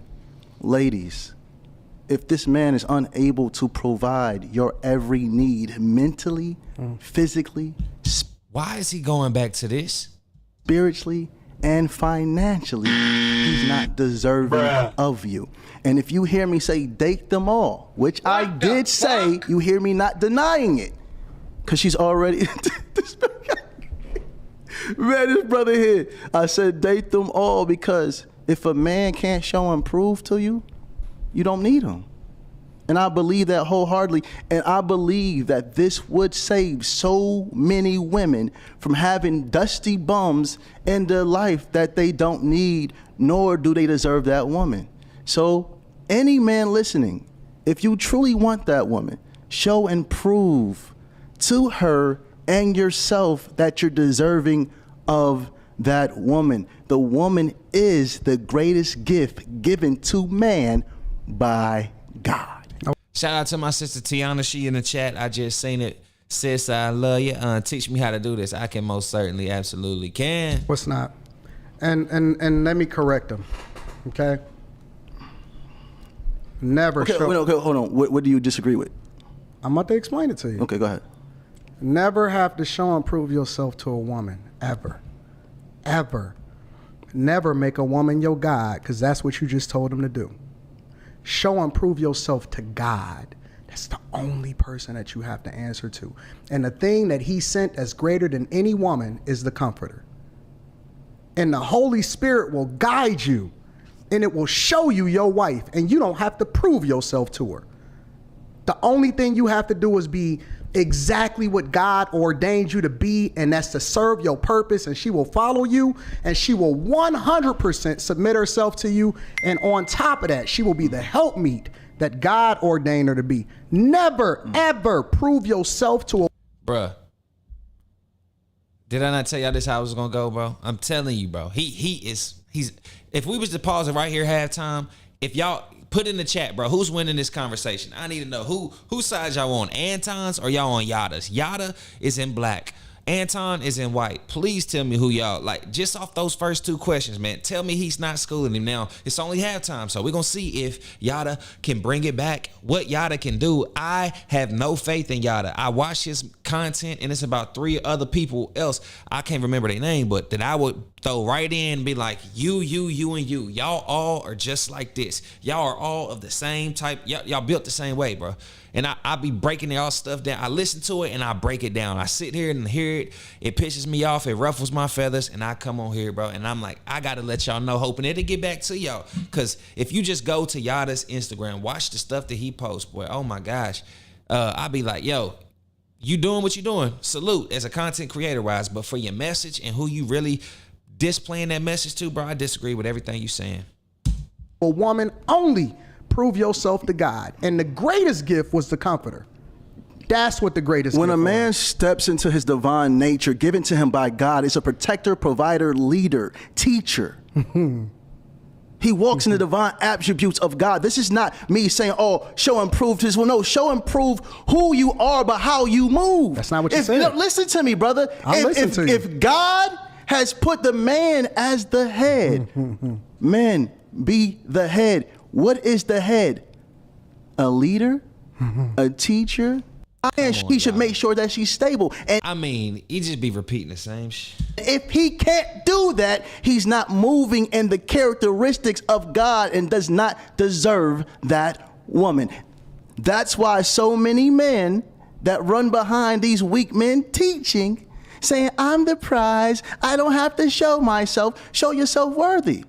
Because if you are truly a man of God, I will be able to tell by the fruit you bear, and your fruit should be leading, teaching, guiding, protecting, loving on each and every level. Listen, you could hold on, fellas. He can say that. He can say that as much as he wants to, over and over again. But I love it. No, the attributes is the character. Thing about it. I'm here. A second. How do they do that? More water, Yada? He said he gonna need it. I told you before we started that. Because listen, you not listening. You listening to respond instead of listening to understand. Come on now, brother. Everybody needs to get themselves together before they find themselves looking for or opening themselves up to the possibility of dating. Because everybody not ready to date just because they want a man. Should they date or should they not date? You talking about me twisting words up? Before they start looking for the opportunity to date. A lot of times women don't even know what's best for themselves. So just because you want to do something shouldn't be because that's not what you're supposed to do. That's why she needs the guidance and the covering of her father. That's another man that's in her life. I agree. So I'm not telling them to date. I said before they Nigga said, I agree. Yo. Man, listen, bro, because I said something about this too. You know, it's a blessing to have a brother. They have no stake in the fight. They have no dog in the fight. They are just, I mean, they're not trying to chase you, court you or none of that. They gonna tell you the truth, the honest, brutal, honest truth. For uncle or dad, hey, I don't want you out here dressing like a hoe. I don't want you doing it. Like, don't be acting like this. That's what these type of girls do. Like, and this is how boys look at them. Like. And they just be looking out in your best interest. They just want the best for their little daughter, their sister, their cousin, whatever, whoever, or their friend. They might just be like, yo, I want the best for you. And a good friend tell you, hey, I know I wanted to be with you. I know you probably ain't going to choose me, but at least I know the type of person you need. I know this is a bad guy. You see what I'm saying? Like, that's why you need that. You need a male friend, just like men need women friends. For the men that don't know how to talk to women.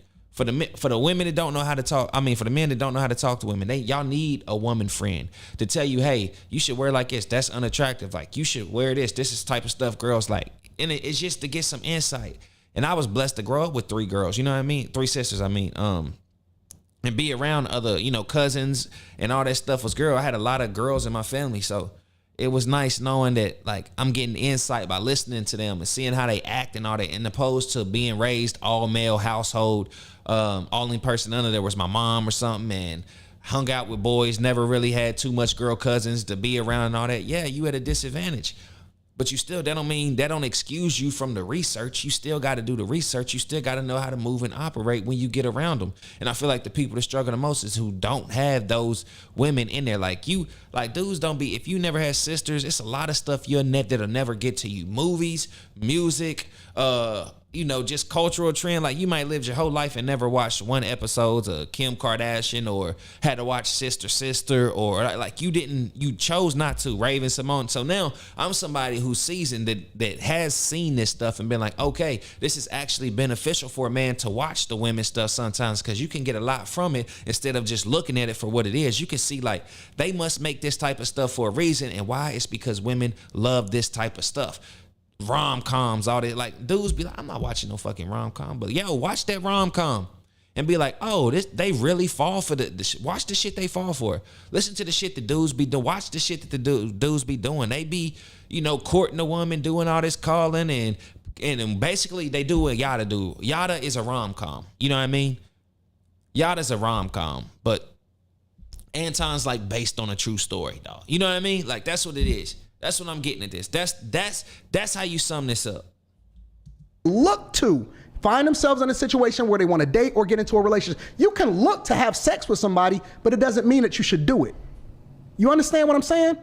So that's why you got to listen to understand instead of listening to respond. My point is that there's equal amount of work that needs to be done on both parts, not just to men. Women, if you think that there's a man that's going to come into your life to fix you, that's a problem.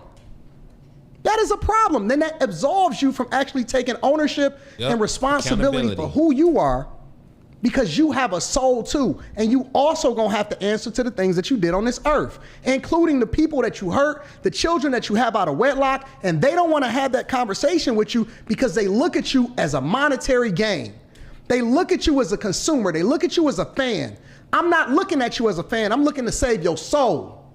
I'm looking to tell you that you need to do the work and submit yourself to God before you can submit yourself to somebody else. You need to be a follower. You need to be a straight up follower of the word of God and get in your Bible and understand exactly what to look for, especially if you ain't got that covering, because the only person that can reveal it to you is God. All praises due. So check it out, y'all. It's getting heated. We got for It's getting everybody heated. coming into the room right So shout out to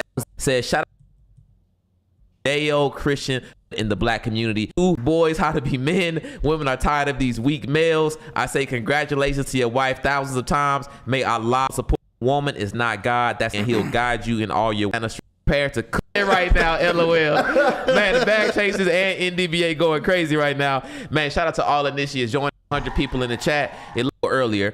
It's got 2,800 votes. It's been open for about 10 of the one back. All right, but we're going into round 3. You ready for round 3? Drop a round 3 right now. And make sure about order, guys. Yes. And that was the liver and Kidney. the kidney. Yes. And special discount. Just they can join it. That's your formula. We're gonna move over into round. I'm gonna start this one here with men be open to dating women with children. He know better. He know this about to go so bad. No. Can I be truthful? Absolutely. Yeah. Can I be truthful, please, brother? This round you can't be there. Last round it was a little rough for you. Okay. I don't believe, personally, that we should put our women in boxes. If a woman has a child or doesn't have a child, a good woman is a good woman. My wife had a child prior to me. And I love this child loves me, but the child also knows that I'm not her father. but I play a role as a father figure in her life. She's probably watching right now, and if you're watching right now, baby girl, I love you and I'm thankful for you. When a man is able to lead, guide, and protect, when a man's able to walk with the attributes of the Most High God, it doesn't matter if the woman is single or not, because if a man can lead, he can lead. It doesn't matter if the woman has 3 children, 2 children, 1 child, no child. If the man can lead, he can lead.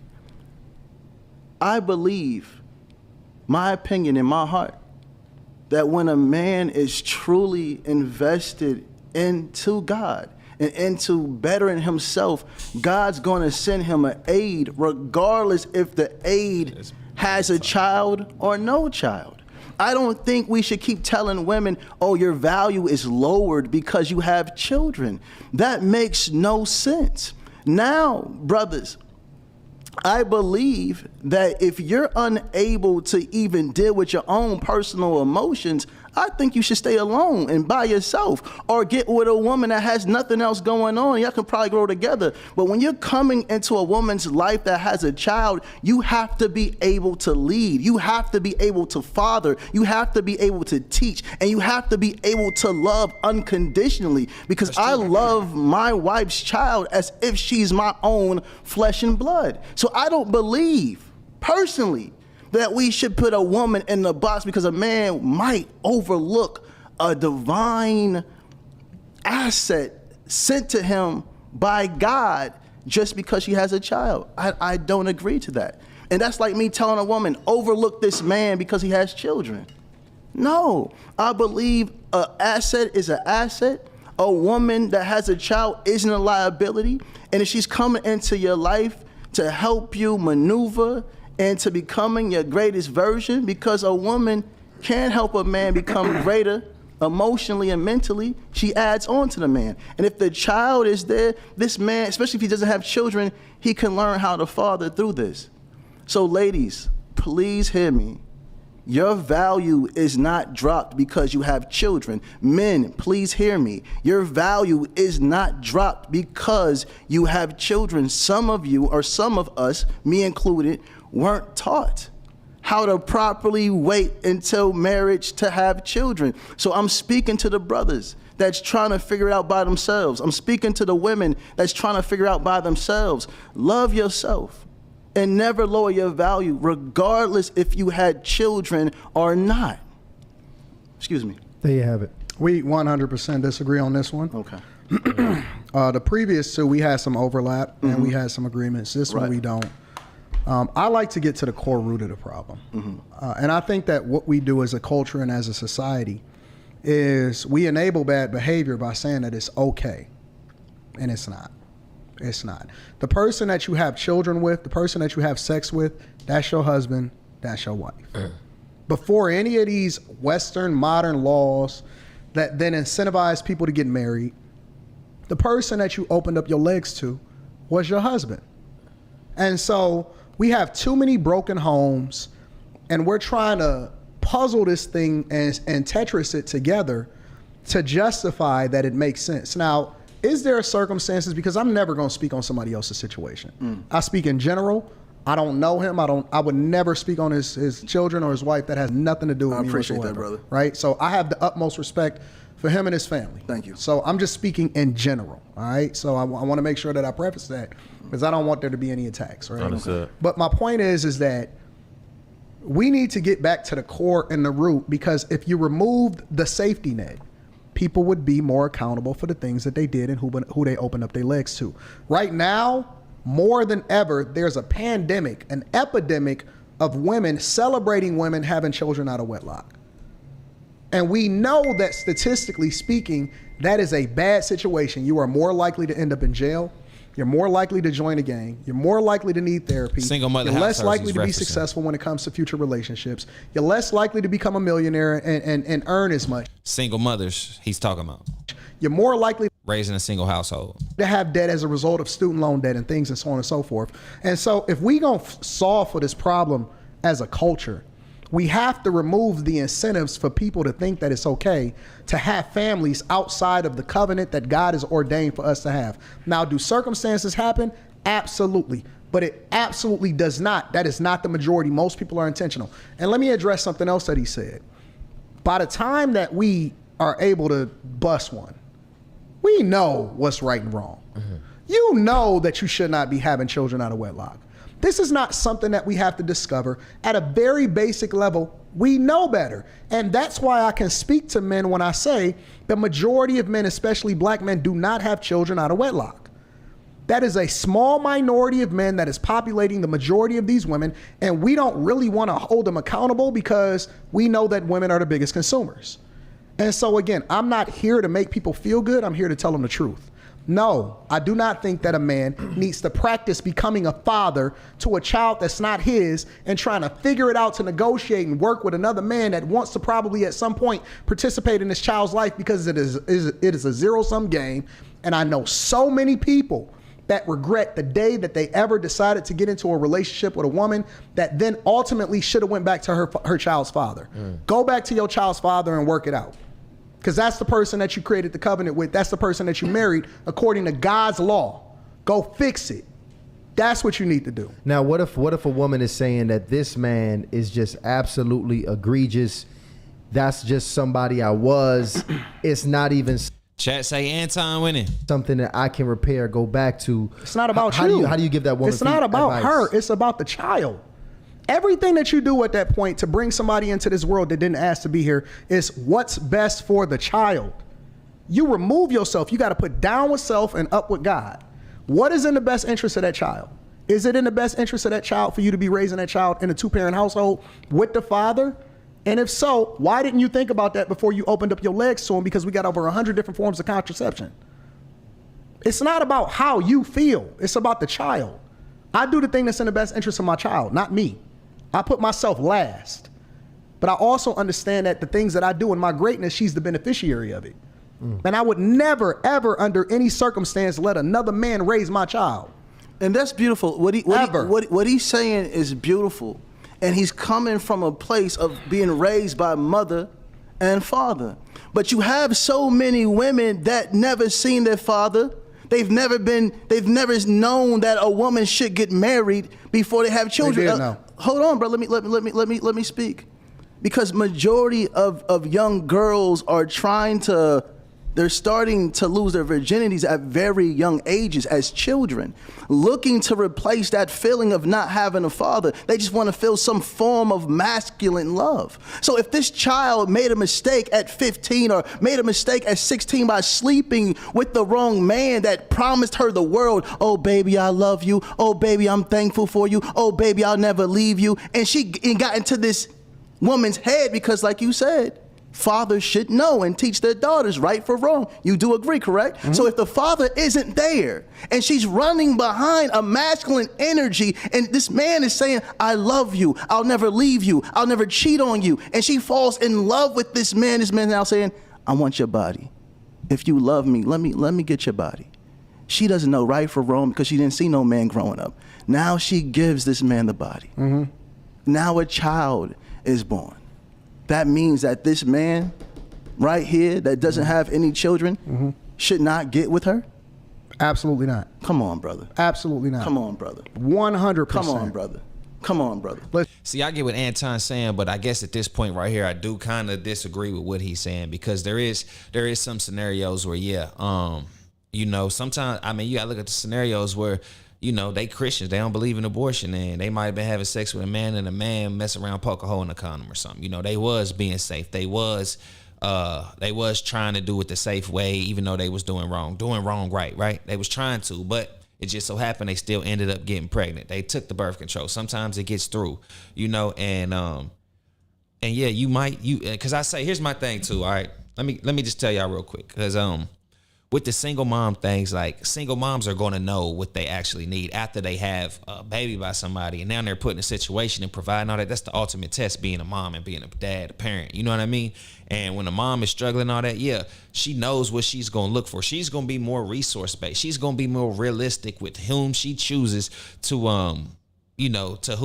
to who she gonna invite in and meet her kid, knowing that that's not the original, that's not the dad.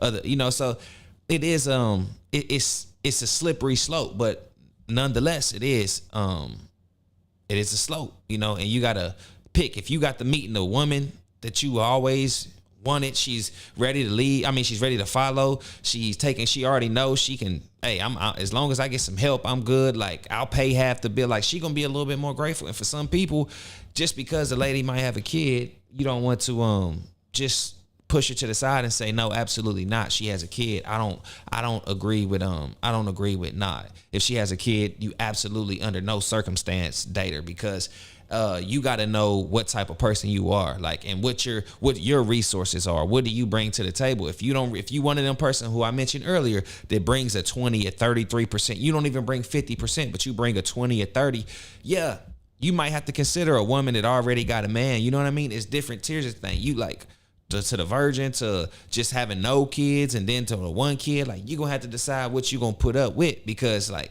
yeah, we can almost all agree, from a man, like, yeah, if you would want to meet a girl who has never been with nobody else, yeah, that's the dream. That's what that's what you wish and hope for. But most of the time, it just don't happen like that. And I'm speaking in general. Most of the time, that's not how it happens. That's not how it occurs. So yes, if you get in a situation where just think of this. What if she didn't tell you she had a kid, and y'all was meeting and vibing, and you like, damn, you the one. I think I found it. Then you like, oh, she got a kid. Are you telling me you 25, 30, met the love of your life, somebody that you can see yourself being with and you really want to be with, but then you just find out she had a kid and she was hiding it from you because she didn't want to be judged.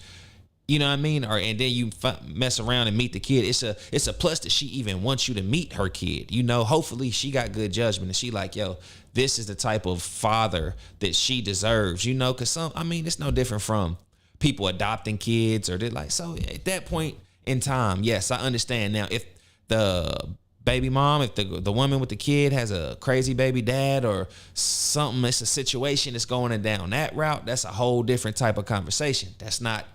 I can't really speak on that, because I'm like, bro, you got to be safe. You know what I mean? Like, these niggas be salty, crazy. They'll come and, especially if he's still like causing problems. Yeah, you like, man, you got to tell her she got to absolutely tell me what you got to cut off all communication. You got to do your due diligence and get everything in right for me to move in. I shouldn't have to move in, get with you, and be fighting him. No.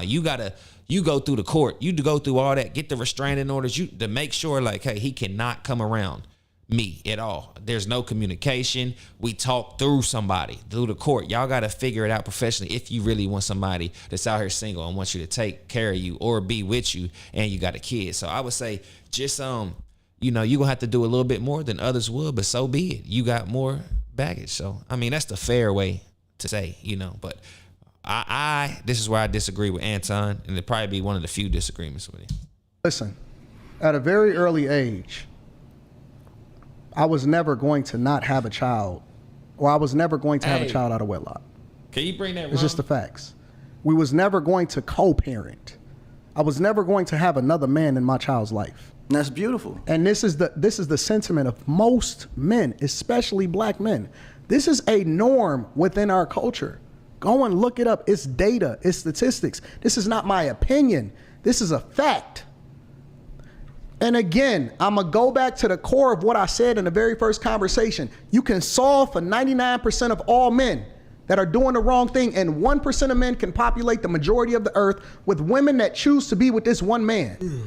At some point, every single person, including women, have to be accountable for the thing that they did and open up their legs to. And we also know that women are the ones that initiate the majority of the divorces. So they're walking away from their households and becoming single parents by choice. This isn't something that they're being forced to. So when because he's a great salesman, I got to give you that. Come on, brother. No, you're phenomenal. Come on, brother. You do the whole crying thing. Come on, oh my brother. God. Come on, bro. You're showing sassiness right now. Come on, brother. No. This is what you said. Come on, we men now, brother. No, listen. Come on, we men now. Oh my God. Come on now, brother. I didn't know a man, and so as a result, I was looking for love, and so I had this child. You know what I hear? Excuses. Excuses. Let me add on something real quick, right? Anton ain't You're a looking great him in the eye. salesman. This man right here. I see why you got a great product. This man, thank you, brother. I appreciate you. This man right here. I don't want to attack Antoine. Let me say can't. this. No, hold on. My life is I perfect. want to make sure my words is accurate. Let me not try to attack Antoine. Let me say it like that. It's toxic to teach a woman to stay in a home where there's no form of love or safety or security, because that teaches the woman, the young child, it teaches the young girl that she should grow up and stay in a relationship with a man that's abusive, that attacks her mentally and physically, emotionally. We have to understand the majority of women will not leave a place where she feels safe. She will not leave a place where she feels loved. Men keep screaming that women are leaving men or divorcing men in high numbers because these women are no longer happy. They no longer feel safe. They're not being financially provided for. Mm-hmm. They're taking care of grown men. Mm-hmm. And I know brothers, right, that are amazing fathers, amazing fathers, and raising their bonus children. These bonus children aren't curses.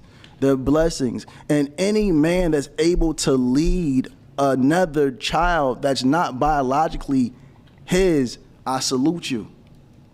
Because the average man will not understand that. Again, Antoine was raised in a home with two parents, which is beautiful. Like I can't. Hey, he's saying that like that's a knock on me. Hold on. No, I'm saying it's beautiful. Hey, he it's keep beautiful. mentioning it like that's something that. Hold on, that's what you're supposed to do. Brother. No, it's beautiful that he was raised in a home with two parents, but a lot of people didn't have the privilege of seeing that. So they're making mistakes, brother. They're making mistakes. That's what he's talking about. He just mentioned that. He said we got to fix the root of the problem. They should be. She fell in love with the wrong. She fell in love with the wrong man.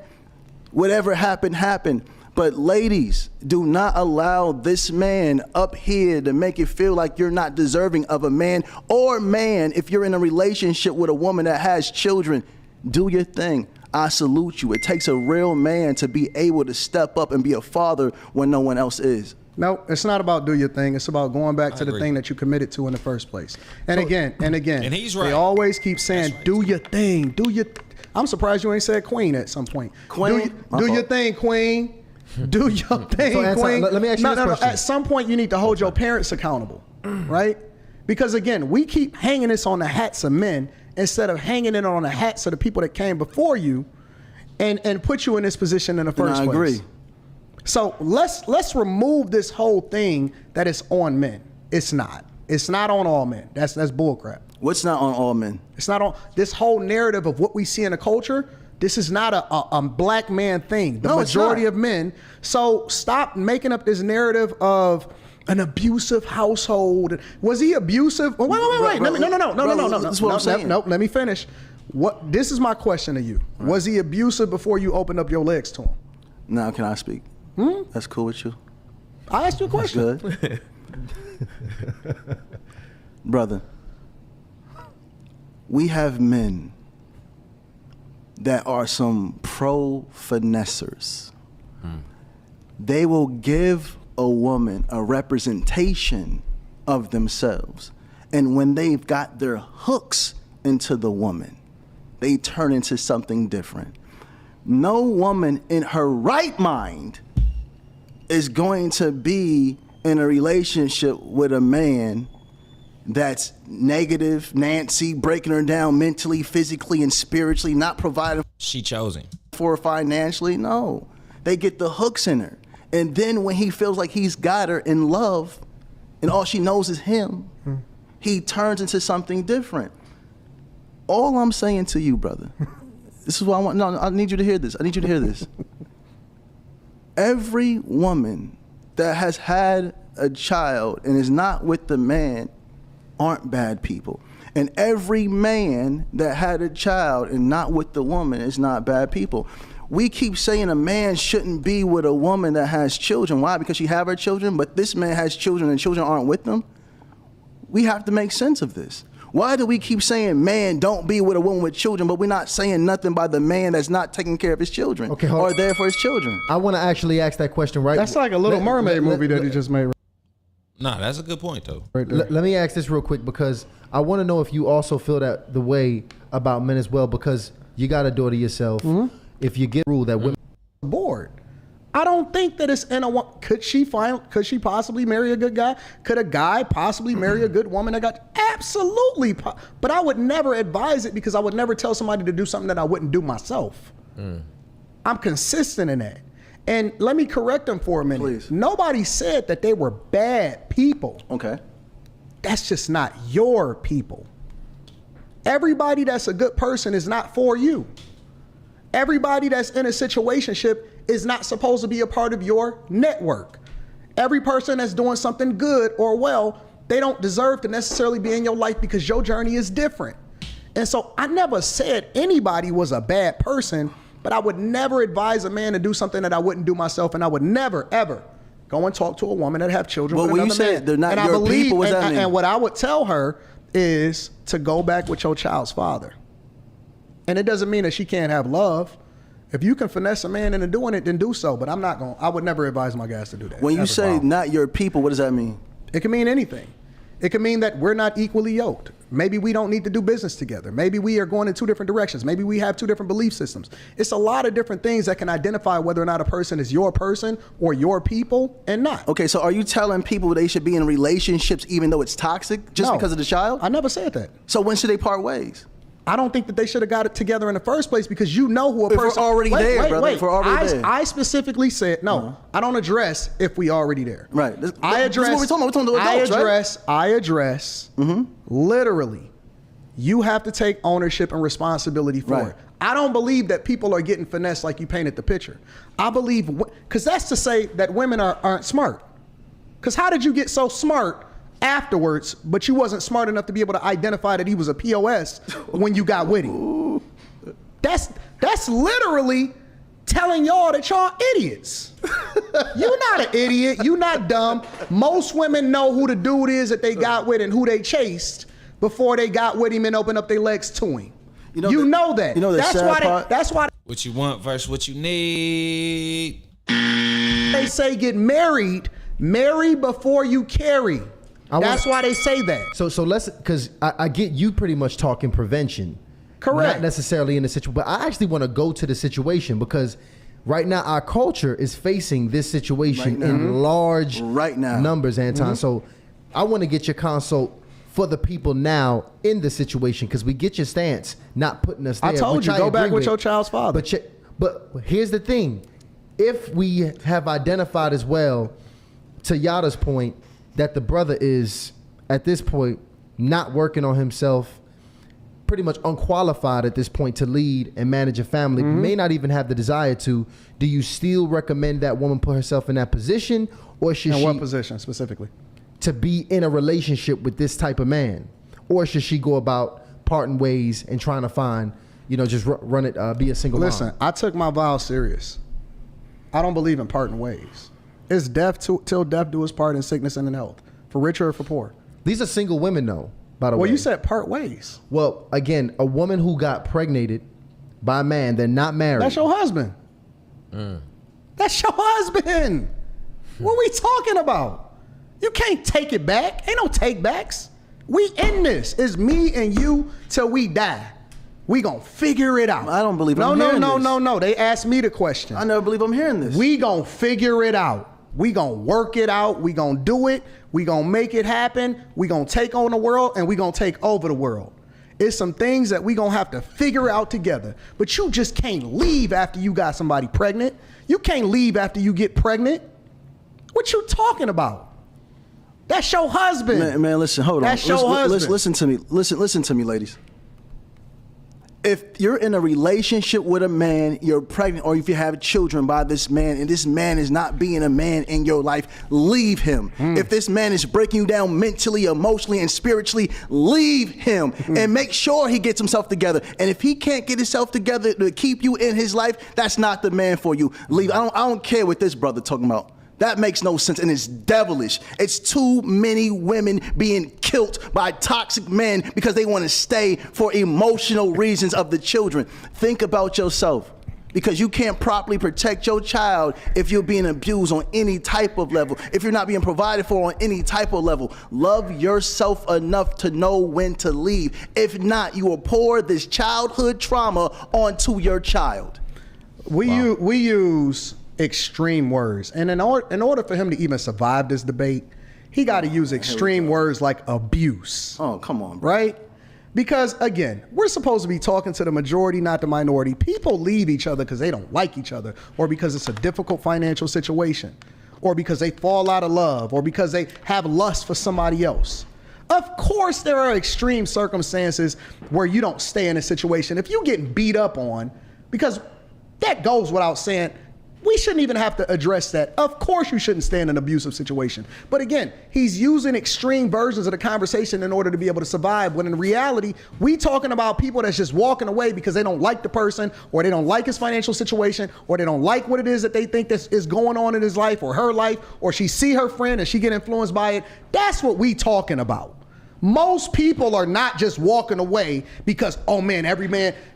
Come on, man. A woman does not walk away from a place where she feels happy and she's stable on each and every level. A woman will never walk away from a man where she feels secure on each and every level. His man stepped out of a fantasy.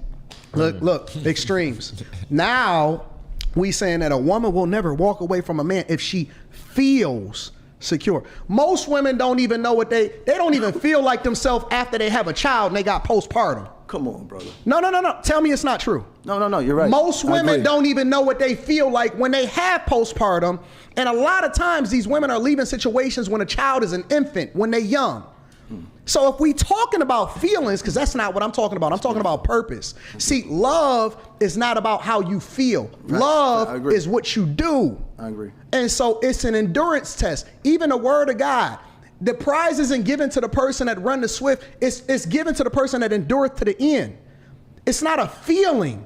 You might feel some type of way right now. That's why the word says that you can't let the sun go down on your wrath, because you then have to absolve for that. Because when you wake up in the morning, you're going to be a completely different person, right? So I'm not going off of feelings.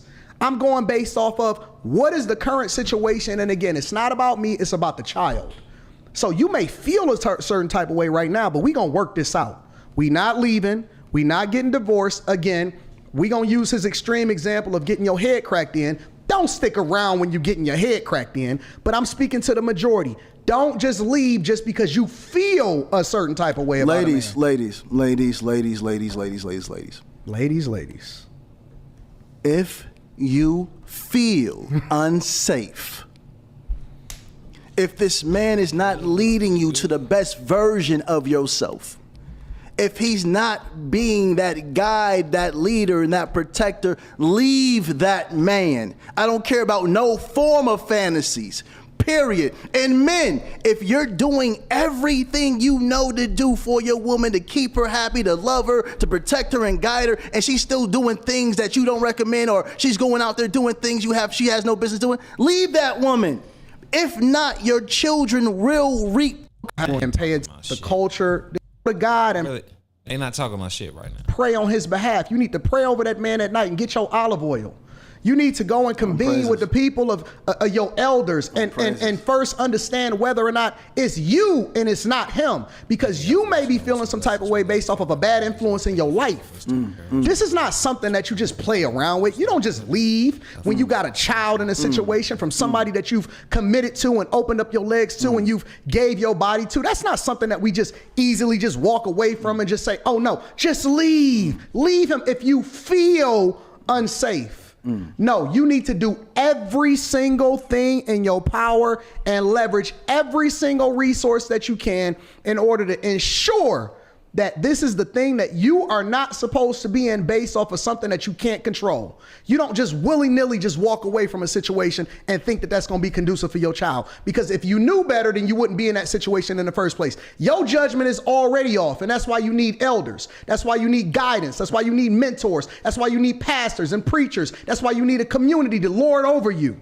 That's what the community really meant. It wasn't about just taking care of a child. It was shepherding over the people that didn't know any better about themselves. And if you listen to this person, he gonna mess your family up.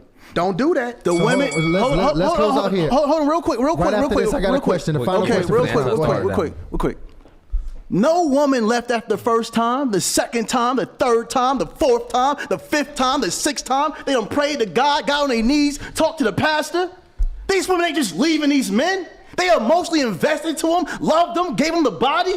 They're tired. They're mentally falling apart. They're suffering from depression. And we're going to say, oh, stay there for the children. She's crying every night. Every night she's crying. But we want to put everything on the woman rather than, oh, keep your legs closed. This woman loved this man with her all, her mind, her body, and her soul. This is why she left. She sacrificed everything for this man, and he still has not changed. I would rather you leave a man than to your child to watch you cry every night because this man's verbally mistreating you, not properly taking care of you and treating you like you're trash. Ladies, you're not a doormat. You're not under a man. You're side by side with a man. If any man treats you like that, you know he's dealing with. I like how Yada turned it on. This is it. This is Yada in his prime right now. I must say Yada is for this part, but Yada is like, you know, he defending himself well. You know, he done tapped into his audience. He done hit that little psh, and they're using his superpower right now. You know, you get the combo, you work all the way up, and you finally got one, and you thinking this one gonna take him out. We're gonna see how Anton respond. But I'm not saying Anton. I disagree with what I disagree with, but for what he's saying too, I get what both fellas are saying, man. Some deep-rooted childhood traumas. So I wanna ask this question right here because I think that was the best Yada got. That's what I'm trying to say. I think that's the best. That's it. They got it. He found his pocket. You know what I mean? We were scared at the beginning of the game, but at the end of the game, or the middle of the game, he kind of found his shot. It's like one of them situations. one thing that you said, Anton, was, you know, and I think you said you was very intentional when you stated this. You said, I wouldn't tell somebody without kids, man or woman, to date somebody else with children. Mm-hmm. Does your insight change, or does your advice change if you're giving somebody advice with children? Do you now advocate for somebody to date somebody with children if they already have children? No, I'm still saying you need to go back with your baby daddy. And that's for men and women? Yes. Do you feel like that's the same across the board? I think you need to fix your family. I want to see families together. I don't want to see this remix version of what we think makes sense in society. I want to see preventative maintenance. I think that we need to be more proactive instead of reactive. And I want to see families together with their biological parents. I don't want to see this remix version of this. And that's what my advice would be. And I agree, in the perfect world. In the perfect world, I completely agree. But the sad part, we're not in the perfect world. People make mistakes. People are led astray. But in the perfect world, yes, but I agree with you, in the perfect world. Sorry, this is not the world we live in. There you have it. Pour your Incredible. What I want to do here, I want to go ahead. Can we get a poll just to get a temperature of who people rocking with right now? I want to get the Anton and Yada. Open for 28 minutes, guys. And it's 60-40. 60% of people say yes. 60% say yes. Very interesting. I want to drop that other poll just to get a sense of it. Matter of fact, how about Just drop it in the chat. Just drop it in the chat. Yeah. Yada Anton, I want us to get a final round. Right. I'm very excited. Says Anton is absolutely cooking. Big shout out to HR for putting this convo together. We appreciate you. Shout out to Tonyo. Says, I don't think men should date women with children. I understand unique situation where a child is watching this dude work. Danny Shade says mistakes. All right. I want to know who y'all think, but also what y'all think this last question about to be? Let me see. What y'all think this last question about to be? I can't wait to see. I hope it's stronger than what we've been getting, but hey, we're gonna find out, right? Let's see. Is realizing perfect. Interesting. Shout out to high quality for stepfathers, and all of us men get in person. Y'all go watch. You go get them a view too, since y'all getting it through me. Y'all go get them a view, and y'all can listen to all the commentary and all this. Togetherness at homes of your house. This one trigger about the ladies and single. Is that a red flag? No. I don't think that that's a red flag. I don't think that a lot of things that society and the culture says is red flags is a red flag. I don't think that a woman that don't have children by 40 is a red flag. Right? I just think that, again, I don't think that we're a monolith. I think that everybody is different. Their circumstances determine what their decisions are going to be and then ultimately what their outcomes are. A woman that's over 35 and single, that's it? No, I don't think that that's a red flag at all. I mean, if she's single with children, then I think that that's a red flag. 'Cause Maybe a maroon flag or something. You know what I mean? It might be some type of yellow flag. I don't know. then you have to start adding the context. Well, why do you break up with the person that you was with? White flag. Man, how many children do you have and how many different baby fathers do you have and all of that? But a woman that's 35 and single, her, wife, parents part, which is not her fault, and she shouldn't have to take on that burden. But I think that it's nuance and it's context. So I don't personally look at a woman over 35 that's single, and that's just the criteria alone as a red flag. And let me also say this before you go. Okay. I think that we all have red flags. Right. Some of them bigger than others, right? Some of us have some things that we have to work on. It's a lifetime of work that we're doing, and we're evolving as we go. You're not going to be the same person at 20 as you are at 30. You're going to be a different person at 40 than you are at 30. Green flags and work this amount of money, or they have to be this far in their career, or they have to be a Greek, or they have to be in a fraternity or a sorority, and all of these different criteria. But we not looking at the thing that you're willing to work through, because the thing that determines whether or not you're going to stay together is the problems, not the things that you like about the person. The things that you're willing to endure through when they're growing and evolving past that point. Now, that's facts. As a married man, I'm telling you, and being with my wife for about 17 years now, like, listen, I'm telling you, that is absolutely facts, dog. Everything that you love, but it's the things that that's what you're going to decide. Like, it's like, what can you put up with? How much can you put up with of this other person, basically? Of everything they do, this, that, everything else that you fell in love with, that's going to be there. But it's the other stuff you got to worry about. That's why it'd be like the little stuff that people just lose their mind over and can't be together. It's be the little stuff. You know what I mean? Even when it comes to financially, again, I spoke a lot on younger people, 20, 21, 22 years old. You may be looking at a guy that has all of the things that you want in life financially, and he may be 30, 40, right? He may be 40, 50.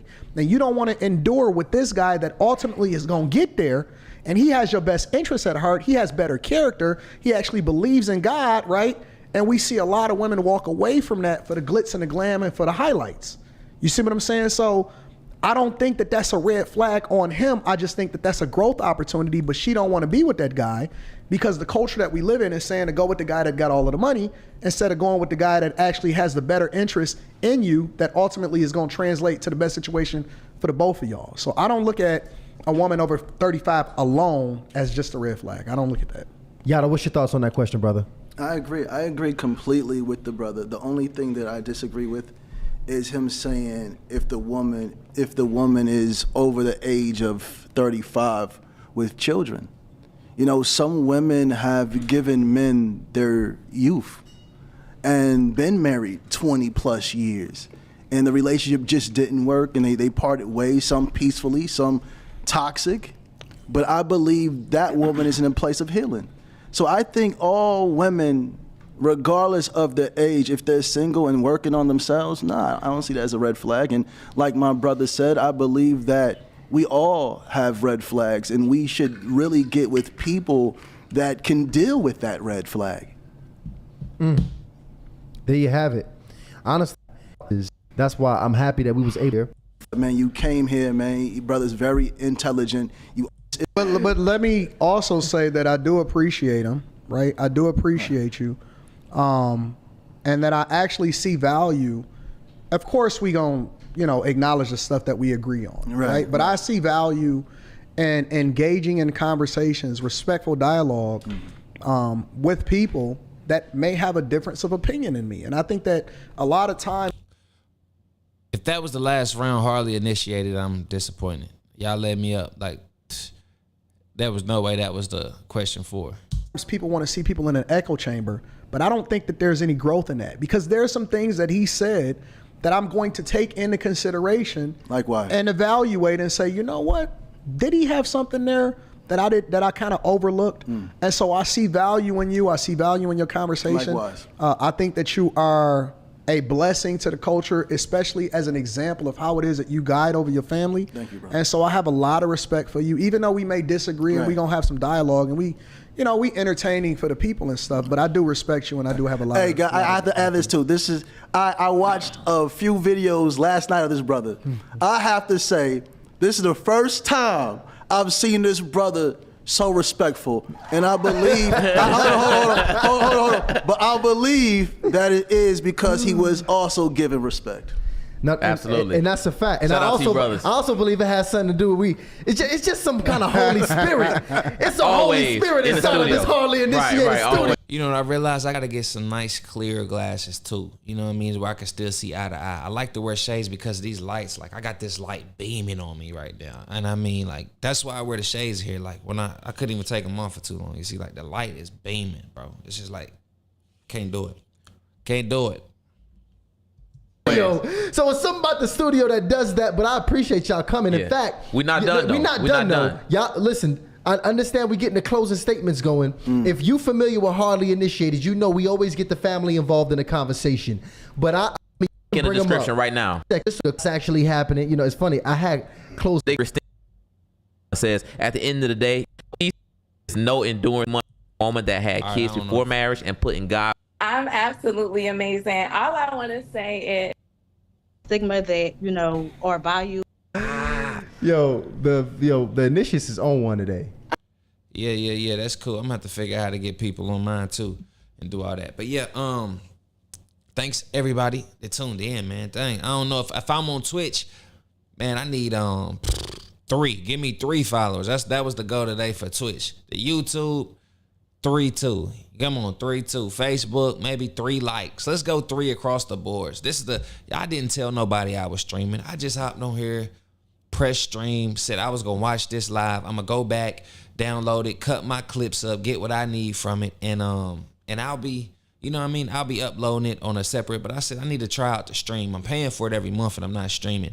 And it would be nothing to come on here and react live because all my reactions I do one take. So I'm like, well, why not just extend it a little bit longer, do my reactions. I won't get the 4K, I'll get the 1080p. It'll still look great, still look good, but I just be going for quality sometimes. When it comes to videos and stuff, I'm like, I want to show people I got the best quality. So that is something. But yeah, I'm glad y'all stuck in here with me. Everybody who watched, if you've been here since the beginning to the end, or even if you tune in for a second or two and you come back and watch this later, thank you. Please consider subscribing or wherever you seen this on, following, like, comment, man. I appreciate y'all's time tonight. But in the end and all, I'm going to say Anton won. I came in a little biased towards Anton, but that was a great conversation. But as you can see, he surrendered halfway through the debate.